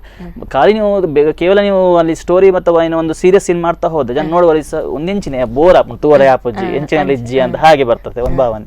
ಸೊ ಎರಡು ರೀತಿಯ ಜನಗಳು ಇರ್ತಾರೆ. ಹೌದು, ಅವ್ರು ಯಾವ್ದನ್ನ ಆಕ್ಸೆಪ್ಟ್ ಮಾಡ್ತಾರೆ. ಹೌದು. ಸೊ ಆಗ ನೀವು ಹೇಳಿದ್ರೆ ಈ ಬೇರೆ ಟಿವಿ ಶೋಸ್ ಗಳಿಗೆ ಹೋದ್ರದ್ರ ಬಗ್ಗೆ ಮಾತನಾಡಿದ್ರಿ. ಸೊ ಅದು ಹೇಗಿರ್ತದೆ? ಯಾಕಂದ್ರೆ ಸ್ಟೇಜ್ ಅಲ್ಲಿ ಪರ್ಫಾರ್ಮ್ ಮಾಡುವಾಗ ಅದು ಒಂದ್ಸತಿ ಸ್ವಿಚ್ ಹಾಕಿದಾಗೆ ಹೋಗ್ತಾ ಇರ್ಬೇಕು. ಬಟ್ ಕೆಲವೊಮ್ಮೆ ಟಿವಿಯಲ್ಲಿ ಮಾಡುತ್ತಾಗಿರ್ಬಹುದು ಅಥವಾ ಅಂತದಿರುವಾಗ ಕೆಲವೊಮ್ಮೆ ಅವ್ರು ರೀಟೇಕ್ ಹೇಳ್ತಾರೆ ಅಥವಾ ಇನ್ನೊಂದ್ಸತಿ ಮಾಡಿ ಹೇಳ್ತಾರೆ. ಅಂತದೆಲ್ಲ ಅದು ಹೇಗೆ ನಿಮ್ಗೆ? ಅಲ್ಲಿ ಕೂಡ ಹಾಗೆ ಸಮಸ್ಯೆ ಆಗ್ತದೆ. ಈಗ ಕ್ಯಾಮರಾ ಫೇಸ್ ಮಾಡಿದ್ರೆ ನಾವು ರಿಯಲ್ ಆಗಿ ಒಂದು ಸ್ಟೇಜ್ ಅಲ್ಲಿ ಪರ್ಫಾರ್ಮೆನ್ಸ್ ಮಾಡಿ ನಡೀತಾ ಹೋಗ್ತದೆ. ನೀವು ಹೇಳಿದಾಗೆ ಕ್ಯಾಮರಾ ಮಾಡುವಾಗ ಅಯ್ಯೋ ಅದು ಸರಿಯಾಗ್ಲಿ, ಪುನಃ ಕಟ್ ಮಾಡಿದ್ರು, ಆಗ ನಾವು ಎಂತ ಮಾತಾಡಿದ್ರೆ ನಾವು ಬರ್ತಾ ಹೌದಾ ಅಂತದ್ದು ಕೂಡ ಸುಮಾರು ಆಗ್ತದೆ. ಆದ್ರೆ ಮತ್ತೆ ಮತ್ತೆ ಒಂದು ಆ ಒಂದು ಪ್ರೋಗ್ರಾಮ್ ಮಾಡ್ತಾ ಪ್ರಾಕ್ಟೀಸ್ ಆಗ್ತದೆ. ನೋ ಇಶ್ಯೂ, ನೋ ಪ್ರಾಬ್ಲಮ್, ಮತ್ತೆ ಏನು ಪ್ರಾಬ್ಲಮ್ ಆಗುದಿಲ್ಲ. ಹೌದು. ಸೊ ಹೀಗೆ ಅಂದ್ರೆ ನಿಮ್ಮ ಟೀಮ್ ಅಲ್ಲಿ ಸುಮಾರು ಜನ ಇದ್ದೀರಿ ಅಂತ ಹೇಳಿದ್ರಿ. ಯಾವಾಗ್ಲೂ ಹಾಗೆ ನಾನು ಇದು ಪ್ರಶ್ನೆಯನ್ನ ಪ್ರತಿಯೊಬ್ರು ಕಲಾವಿದ್ರು ಇಲ್ಲಿ ಬಂದ್ರೆ ಕೇಳ್ತೀನಿ. ಏನಂತಂದ್ರೆ ಈ ಕಲಾವಿದರಾದಂತವ್ರಿಗೆ ಅವರ ತಂಡದೊಟ್ಟಿಗೆ ಹೋಗಿ ಪರ್ಫಾರ್ಮ್ ಮಾಡೋದಕ್ಕಿಂತ, ಅಂದ್ರೆ ಪರ್ಫಾರ್ಮ್ ಮಾಡುವಲ್ಲಿಕ್ಕಿಂತ ಹಿಂದೆ ಬ್ಯಾಕ್ ಸ್ಟೇಜ್ ಅಲ್ಲಿ ತುಂಬಾ ಗಮ್ಮತ್ ಆಗ್ತದೆ. ಅಂದ್ರೆ ತುಂಬಾ ಎಂಜಾಯ್ ಮಾಡ್ತಾರೆ ಕಲಾವಿದರಿಂದ. ಟ್ರಾವೆಲ್ ಮಾಡುವಾಗ ಬಸ್ಸಲ್ಲಿ ಆಗಿರಬಹುದು, ಹಿಂದೆ ಪ್ರಾಕ್ಟೀಸ್ ಮಾಡುವಾಗ ಆಗಿರಬಹುದು, ಆ ಒಂದು ಟೈಮ್ ಗಳನ್ನೆಲ್ಲ ನೆನಪು ಮಾಡ್ಕೊಳ್ಳೋದಾದ್ರೆ ಅದು ಅಂತದೆಲ್ಲ ತುಂಬಾ ಆಗ್ತದೆ. ಈಗ ಟೀಮ್ನವ್ರು ನಾವೊಂದು ಏನೋ ಟ್ರಿಪ್ ಹೋಗ್ತೇವೆ, ಅಲ್ಲಿ ಗಮ್ಮತ್ ಮಾಡ್ತೇವೆ. ಈಗ ಬೇಡ ನಾಟಕ ಆಗ್ತಿರ್ಬೇಕಾದ್ರೆ ಹಿಂದಿಂದ ಗ್ರೀನ್ ರೂಮ್ ಅಲ್ಲಿ, ಅಂದ್ರೆ ನಾಟಕ ಶುರು ಹೋದ್ಮೇಲೆ ನಾವು ಅಷ್ಟು ಮಾಡುದು. ಅದಕ್ಕಿಂತ ಮೊದಲು ಅಂದ್ರೆ ಈಗ ಬೇರೆ ಪ್ರೋಗ್ರಾಮ್ ಆಗ್ತದೆ, ಆಗ ಕೂತ್ಕೊಂಡು ಸುಮ್ಮನೆ ಪಟ್ಟಂಗ ಹೊಡಿಯೋದು, ತಮಾಷೆ ಮಾಡೋದು, ಇನ್ನೊಬ್ಬರನ್ನ ಗಾಳಿ ಇಡುದು, ಹಾಗೆ ಇರ್ತದೆ ಕಾಮನ್. ಓಕೆ, ಸೊ ಅಂತದಲ್ಲಿ ನಾವು ತುಂಬಾ ಗಮ್ಮತ್ ಮಾಡ್ತೇವೆ. ಮತ್ತೆ ಬಸ್ಸಲ್ಲಿ ಟ್ರಾವೆಲಿಂಗ್ ಮಾಡುವ ಸಹ ಹಾಗೆ ಕೆಲವೊಮ್ಮೆ ಪ್ರಾಕ್ಟೀಸ್ ಕೂಡ ಮಾಡ್ತೇವೆ, ಕೆಲವೊಮ್ಮೆ ಈಗ ಎಂಜಾಯ್ಮೆಂಟ್ ಕೂಡ ಗಮ್ಮತ್ ಕೂಡ. ದೂರ ಜನ ಇದ್ರೆ ಗೊತ್ತಲ್ವಾ ಹೇಗೆ ಅಂತ ಅದು ಇರ್ತದೆ. ಎಲ್ಲ ನಾವು ಕೊಡೋದನ್ನ ಮಾಡ್ತೇವೆ, ಅಂದ್ರೆ ಒಳ್ಳೆ ಆಗುತ್ತೆ ಹಾಗೆ ಮಾಡ್ಲಿಕ್ಕೆ. ಅಂದ್ರೆ ಎಲ್ಲರ ಕಲಾವಿದರು ಒಟ್ಟಿಗೆ ನಮ್ಗೆ ನಾವೇನೋ ಒಂದು ಟೆನ್ಷನ್ ಬಂದಿರ್ತೇವೆ, ಅದೊಂದು ಕೆಲಸದ್ದು ಅಥವಾ ಇಲ್ಲಿ ಬಂದಾಗ ಒಮ್ಮೆ ಅದೆಲ್ಲ ಮರಿತೇವೆ ನಾವೊಂದು ಆ ಸ್ಟೇಜಿಗೆ ಹೋಗುವವರೆಗೆ, ಸ್ಟೇಜ್ ಪರ್ಫಾರ್ಮೆನ್ಸ್ ಆಗುವವರೆಗೆ ನಾವು ಅದೆಲ್ಲ ಮರ್ತು ಬಿಡ್ತೇವೆ. ನಾವು ಆಗ ನಾಟಕ ಮಾತ್ರ ಆ ಟೈಮಲ್ಲಿ ಅದೊಂದು ತುಂಬಾ ಒಳ್ಳೆ ಎಂಜಾಯ್ಮೆಂಟ್ ಮತ್ತೆ ರಿಲೀಫ್ ಕೂಡ ಆಗೋದು. ಸೊ ಅದಷ್ಟೇ ಒಳ್ಳೆ ಆಗುತ್ತೆ ಅದು. ನೀವೀಗ ಬಹುಶಃ ಹೇಳಿದ್ರಿ, ಅಂದ್ರೆ ಯಾವುದೇ ಕಲಾವಿದರಿಗೆ ಏನಿದ್ರು ನಾಟಕ ಸ್ಟೇಜ್ಗೆ ಬಂದ್ಮೇಲೆ, ರಂಗಕ್ಕೆ ಬಂದ್ಮೇಲೆ ನಾಟಕ ಮಾತ್ರ ಅಥವಾ ಅಭಿನಯಿಸುವಂತದ್ದು, ಅದು ಯಾವುದೇ ಕ್ಷೇತ್ರದ ಕಲಾವಿದರಿಗೆ ಆಗಿರ್ಬೋದು, ಮ್ಯೂಸಿಷಿಯನ್ ಯಾವುದೇ ಆಗಿರ್ಬೋದು, ಯಾವತ್ತಾದ್ರೂ ನಿಮಗೆ ಹಾಗೆ ಆದದ್ದುಂಟು? ಅಂದ್ರೆ ಈಗ ಏನೋ ಒಂದು ವರ್ಕ್ ಹೆಕ್ಟಿಕ್ ಆಗಿದೆ ಅಥವಾ ಯಾರೋ ಒಂದು ಇಮಿಡಿಯೇಟ್ ಆಗಿ ಅರ್ಜೆಂಟ್ ಕಾಲ್ ಮಾಡ್ತಾ ಇದ್ದಾರೆ, ಬಟ್ ನೀವು ಸ್ಟೇಜ್ ಅಲ್ಲಿ ಈ ಕಾರ್ಯಕ್ರಮ ಮುಗಿಸಿಯೇ ಹೋಗ್ಬೇಕು ಮನೆಗೆ, ಅಥವಾ ಇವತ್ತು ನೀವು ಹೇಳುದು ಬಣ್ಣ ಹಚ್ಚಿ ಆಗಿದೆ, ಅದನ್ನ ಇಡೀ ನಾಟಕವನ್ನ ಕಂಪ್ಲೀಟ್ ಮಾಡ್ಲೇಬೇಕು, ಅಂತಹ ಸಿಚುವೇಶನ್ ಯಾವತ್ತಲ್ಲ? ಅಂದ್ರೆ ಒಂದು ಅರ್ಡ್ಸ್ ಮೂಲಂಗೆ ನಾನಂದ್ರೆ ಈಗ ಯಕ್ಷಗಾನ ಮತ್ತೆ ನಾಟಕ ಎರಡೂ ಇರೋದ್ರಿಂದ ಈ ಸೀಸನ್ ಟೈಮ್ ಅಲ್ಲಿ ಸ್ವಲ್ಪ ಸಮಸ್ಯೆ ಆಗ್ತದೆ. ಹೌದು, ಆದ್ರೆ ನಾನು ನಾಟಕ ಟೀಮ್ ಇರುವ ಕಾರಣದಿಂದ ನಾಟಕ ಮಾಡ್ತೇನೆ. ನಾನು ಆಲ್ಮೋಸ್ಟ್ ಒಂದು 98% ನಾನು ನಾಟಕಕ್ಕೆ ಜಾಸ್ತಿ ಇಂಪಾರ್ಟೆಂಟ್. ಯಾಕಂದ್ರೆ ನೋಡಿ, ಒಂದು ಅಂದ್ರೆ ಇಲ್ಲಿ ನಾನು ಟೀಮಲ್ಲಿ ಇರುವಂತದ್ದು, ಅಲ್ಲಿ ಹೋಗ್ಲೇಬೇಕು. ಕೆಲವೊಮ್ಮೆ ಡೇಟ್ ಕ್ಲಾಶಸ್ ಆದಾಗ ನಾನು ಯಕ್ಷಗಾನ ಬಿಡ್ತೇನೆ. ಅಂದ್ರೆ ಅಲ್ಲಿ ಪರ್ಫಾರ್ಮೆನ್ಸ್ ನಮ್ಮದೇ ತಂಡ ಇರುವುದಕ್ಕೆ ಅತಿಥಿ ಕಲಾವಿದರಾಗಿ ಯಕ್ಷಗಾನ ತಂಡ ನಮ್ಮ ತಂಡದ ಇರುವಾಗ ನಾನು ಬಿಡ್ಬೇಕಾಗ್ತದೆ. ಯಾಕಂದ್ರೆ ನಾಟಕದಲ್ಲಿ ಆ ಪಾತ್ರ ಮಾಡ್ಲಿಕ್ಕೆ ಪುನಃ ಹುಡ್ಕೊಂಡ್ ಬಂದು ಪ್ರಾಕ್ಟೀಸ್ ಮಾಡಿಸಿ ಮಾಡುವಾಗ ಅದು ತುಂಬಾ ಕಷ್ಟ ಆಗ್ತದೆ. ಈ ಯಕ್ಷಗಾನದ ಒಂದ್ಸಲ ನೀವು ಅಂದ್ರೆ ತುಂಬಾ ಎಕ್ಸ್ಪರ್ಟ್ ಕರೆದ್ರೆ ಇದ್ರೆ ಅವ್ರು ಒಂದ್ಸಲ ನೋಡ್ಕೊಂಡು ಮಾಡ್ತಾರೆ, ಪ್ರಾಬ್ಲಮ್ ಇಲ್ಲ. ಅದು ನಾಟಕದಲ್ಲಿ ಇದ್ದಾರೆ, ಆದ್ರೆ ಆ ಕೂಡ್ಲಿಕ್ಕೆ ಜನ ಸಿಗೋದು ಕಷ್ಟ, ಆಗ ನಾನು ಇದನ್ನ ಮಾಡುವಂತದ್ದು. ಕೆಲವೊಮ್ಮೆ ಏನಾಗ್ತದೆ, ಬೇರೆ ಆಪ್ಷನ್ ಇಲ್ಲ ಅಂತಂದಾಗ ಒಂದ್ 2-3 ಸಲ ನಂಗೆ ಆಗಿದೆ. ಅಂದ್ರೆ ಇಲ್ಲಿ ನಾಟಕ, ಅಲ್ಲಿ ಯಕ್ಷಗಾನ ಮುಗಿಸಿ ನಾಟಕ ಅಂದ್ರೆ ತುಂಬಾ ಪ್ರಾಬ್ಲಮ್ ಆಗ್ಲಿಲ್ಲ. ಸ್ವಲ್ಪ ಏನೋ ಒಂದು ಸ್ವಲ್ಪ ಪ್ರೋಗ್ರಾಮ್ ಹೆಚ್ಚು ಕಮ್ಮಿ ಆಗಿ ಸ್ವಲ್ಪ ವಿದೇಶಿಸಿತ್ತು. ಒಮ್ಮೆ ನನಗೆ ಅಂದ್ರೆ ನಾನು ಹೀಗೆ ಪಿಕ್ನಿಕ್ ಹೋಗಿದ್ದೆ ಒಂದು ಸ್ಟೂಡೆಂಟ್ಸ್ ಜೊತೆ, ಹೋಗಿ ಬರೋ ಅದೇ ದಿವಸ ನಾಟಕ ಇತ್ತು. ನಾನು ಅದರ ನಂತರ ನಾಟಕ ಪ್ರೋಗ್ರಾಮ್ ಪಿಕ್ನಿಕ್ ಇರುವ ಅಂದ್ರೆ ನಾಟಕ ಪ್ರೋಗ್ರಾಮ್ ಇರುವಾಗ ನಾನು ಬೇರೆ ಎಂತ ವಹಿಸ್ಕೊಳ್ಳಿ. ಅದೆಂತ ಆಯ್ತು, ನಾವು ಬರೋದು ಲೇಟ್ ಆಯ್ತು. ಇಲ್ಲಿ ಎಲ್ಲ ಹೊರಟಾಗಿ, ಅದು ಕೂಡ ಸ್ವಲ್ಪ ದೂರ ಕುಂದಾಪುರ. ನಾನು ಉಡುಪಿಯಲ್ಲಿ ಇದ್ದೇನೆ, ಏನ್ ಮಾಡೋದು ಗೊತ್ತಾಗ್ಲಿಲ್ಲ. ಆದ್ರೂ ಮತ್ತೆ ನನ್ನ ಸ್ಟೂಡೆಂಟ್ಸ್ ಇದ್ರು, ಅವರು ನನ್ನನ್ನು ಅವರು ಇಮಿಡಿಯೇಟ್ ಉಡುಪಿ ಇಳಿದ ತಕ್ಷಣ ಅವರ ಕಾರ್ ಇತ್ತು, ತಳಗಲ್ಲಿ ಬಿಟ್ರು, ಕೂಡಲೇ ಸ್ಟಾರ್ಟ್ ಆಯ್ತು ಮಾತ್ರ. ಅಷ್ಟೊತ್ತಿಗೆ ಅಂದ್ರೆ ಅಲ್ಲಿ ಪ್ರೋಗ್ರಾಮ್ ಮುಗಿದಕ್ಕೂ ನಂಗೆ ಕಾಲ್ ಬರ್ತಾ ಇತ್ತು, ಇಲ್ಲಿ ಪ್ರೋಗ್ರಾಮ್ ಮುಗಿತಾ ಬಂದು ನೀವು ಎಲ್ಲಿದ್ರಿ, ಬರ್ಲಿಲ್ಲ ಅಂತ. ಸೊ ನಾನು ಅಲ್ಲಿ ಹೋಗೋದಕ್ಕೂ ಅಲ್ಲಿ ಪ್ರೋಗ್ರಾಮ್ ಶೋ ನಂಗೆ ಅಂದ್ರೆ ನಾಟಕದಲ್ಲಿ ಒಂದು 4 ದಿವಸದ ನಂತರ ಎಂಟ್ರಿ ಇತ್ತು. ಸ್ವಲ್ಪ ರಿಲ್ಯಾಕ್ಸ್ ಆಯ್ತು, ತುಂಬಾ ಕಷ್ಟ ಆಗ್ತಿತ್ತು. ಓಕೆ, ಅಂತದೊಂದು ಕೆಲವು ಕಡೆ ಆಗಿದೆ, ಆದ್ರೆ ಮ್ಯಾನೇಜ್ ಆಗಿ ತೊಂದರೆ ಇಲ್ಲ, ಸಮಸ್ಯೆ ಈಗ ನೋಡು ಅಂದ್ರೆ ಅದು ಮ್ಯಾನೇಜ್ ಆಗಿ ಅಲ್ಲಿ ಸಮಸ್ಯೆ ಆಗಿಲ್ಲ ಅಷ್ಟೇ. ಅದರಂತ ಸ್ವಲ್ಪ ಜಾಗ್ರತೆ ಮಾಡುದು. ಸೊ ಈಗ ನೀವು ನಿಮ್ಮ ಸ್ಟೂಡೆಂಟ್ಸ್ ಬಗ್ಗೆ ಮಾತನಾಡಿದ್ರೆ, ಅವು ಅಂದ್ರೆ ಈಗ ಯಾವತ್ತಾದ್ರೂ ಒಂದು ಸ್ಟೇಜ್ ಅಲ್ಲಿ ನೋಡಿದ್ರು ಅಥವಾ ಟಿವಿ ಶೋ ಅಲ್ಲಿ ನೋಡಿದಾಗ ಮರುದಿನ ಬಂದು ಸರ್ ನಿಮ್ಮನ್ನ ಅಲ್ಲಿ ನೋಡಿದ್ವಿ, ಪಾತ್ರ ಮಾಡಿದ್ರಿ, ನೀವೆಲ್ಲ ಅದು ಅಂತ ಹೇಳುವಾಗ, ಅಥವಾ ಸ್ಟೂಡೆಂಟ್ಸ್ ಆಗಿರ್ಬೋದು ಅಥವಾ ಯಾರೇ ಆಗಿರ್ಬಹುದು, ಊರಿನವರೇ ಗುರುತಿಸುವಾಗ ಈ ಮುರಾನಿ ಅಲ್ಪ ಮಲ್ದಿತ್ತ ಆತರ ಎಲ್ಲ ಹೇಳುವಾಗ ಹೇಗನ್ನಿಸ್ತದೆ? ತುಂಬಾ ಖುಷಿ ಆಗ್ತದೆ. ಯಾಕಂದ್ರೆ ಅವ್ರು ನೋಡಿದ ಅಲ್ವಾ, ಬೇಸರ ಅಂತ ಖಂಡಿತ ಆಗುದಿಲ್ಲ. ಈಗ ಏನೋ ಸ್ವಲ್ಪ ಜೋಗ ತಮಾಷೆ ಮಾಡ್ಲಿ, ಕೆಲವು ಅದೇ ಕಾಮನ್. ಈಗ ಈರ ಉಪವೇಶ ಮಾಡ್ತಾರೆ ಇಲ್ಲ, ನಮ್ಗೆ ಏನ್ ಬೇಜಲ್ಲಿ ತೂಯದ, ನಾನು ಹಾಗೆ ಹೇಳುದುಂಟು. ಕೆಲವೊಬ್ರು ಸ್ತ್ರೀ ವೇಷ ಮಾಡೋದಕ್ಕೆ ನಿಮ್ಮ ಹತ್ರ ಹೇಳೋದು, ನಾನು ನಿಮ್ಮ ಹತ್ರ ನೀವು ಮಾಡಿ ಅಷ್ಟೇ ಅಷ್ಟೇ. ಹೌದು. ಹಾಗೆ ಮತ್ತೆ ನಮ್ಮ ಸ್ಟೂಡೆಂಟ್ಸ್ ಅಂತೂ ತುಂಬಾ ಒಳ್ಳೆ, ಅಂದ್ರೆ ತುಂಬಾ ಎಂಜಾಯ್ ಮಾಡ್ತಾರೆ ನೋಡಿ, ಕೇಳ್ತಾರೆ, ಆಗ ನಮಗೂ ಖುಷಿ ಆಗ ನೋಡಿದ್ರಲ್ಲ ಸಾಕಷ್ಟು ಅಂತ. ಹಾಗೆ ಹೌದು. ಸೊ ಈಗ ನೀವು ಪಾಠ ಮಾಡುವಾಗ ಯಾವತ್ತಾದ್ರೂ ಅಂದ್ರೆ ಮಕ್ಕಳಿಗೆ ಏನು ಒಂದು ನಾರ್ಮಲ್ ಆಗಿ ನಾರ್ಮಲ್ ಪಾಠ ಮಾಡುವಂತಹ ಟೀಚರ್ಗಳು ಅವರದೊಂದು ಒಂದು ವೇ ಆಫ್ ಟೀಚಿಂಗ್ ಸ್ಟೈಲ್ ಇರ್ತದೆ. ಸೊ ನೀವ್ ಯಾವತ್ತಾದ್ರೂ ಈ ನಾಟಕದ ಯಾವ್ದಾದ್ರು ಒಂದು ಡೈಲಾಗ್ ಹೇಳುವ ಶೈಲಿಯನ್ನ ಪಾಠ ಮಾಡುವಾಗ ಬಳಸಿದ್ದ, ಅಥವಾ ಒಂದು ಕಾಮಿಡಿಯನ್ನ ಬಳಸಿ ಮಕ್ಕಳನ್ನ ಕಾನ್ಸಂಟ್ರೇಷನ್ ವಾಪಸ್ ತಂದದ್ದು, ಆ ತರದ್ದು ಮಾಡಿದ ಉಂಟು, ಸುಮಾರು ಸಲ ಮಾಡೋದು.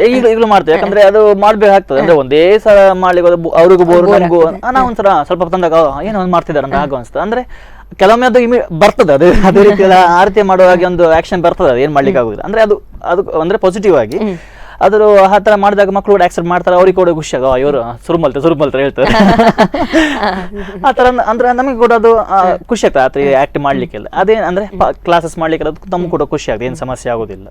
ಸೊ ನಾನಾಗ ಊರಿನವರದ್ದು ಮನೆಯವರದ್ದೆಲ್ಲ ಸಪೋರ್ಟ್ ಬಗ್ಗೆ ಕೇಳಿದೆ, ನಿಮ್ಮ ಕಲೀಗ್ಸ್ ಸಪೋರ್ಟ್ ಹೇಗಿದೆ ಅಂದ್ರೆ ಕೋ ಟೀಚರ್ಸ್ ಎಲ್ಲ? ಯಾಕಂತಂದ್ರೆ ನೀವು ಬಹುಶಃ 1-2 ದಿನಕ್ಕಿಂತ ಜಾಸ್ತಿ ರಜೆ ಹಾಕಿದ್ರೆ ಅವರು ಸ್ವಲ್ಪ ಹ್ಯಾಂಡಲ್ ಮಾಡ್ಬೇಕಾಗ್ತದೆ, ಕ್ಲಾಸಸ್ ಆಗಿರ್ಬೋದು ಎಂಗೇಜ್ ಮಾಡ್ಬೇಕಾಗ್ತದೆ. ಸೊ ಅವರದೆಲ್ಲ ಸಪೋರ್ಟ್ ಹೇಗೆ? ಖಂಡಿತ ಉಂಟು, ಅವ್ರದ್ದೆಲ್ಲ ಕೂಡ ಉಂಟು ನಮ್ಗೆ. ಅಂದ್ರೆ ಈಗ ನಮ್ಮ ಪ್ರಿನ್ಸಿಪಲ್ ಕೂಡ ಪ್ರೋಗ್ರಾಮ್ ಹೇಳಿದ್ರೆ ಏನು ಹೇಳುದಿಲ್ಲ, ಓಕೆ ಆಯ್ತು ಮಾಡಿ ಬನ್ನಿ ಅಂತ ಹೇಳ್ತಾರೆ. ಅಂದ್ರೆ ನಾನು ವರ್ಕಿಗೆ ನಾನು ಸಮಸ್ಯೆ ಮಾಡ್ಕೊಳ್ಳೋದಿಲ್ಲ.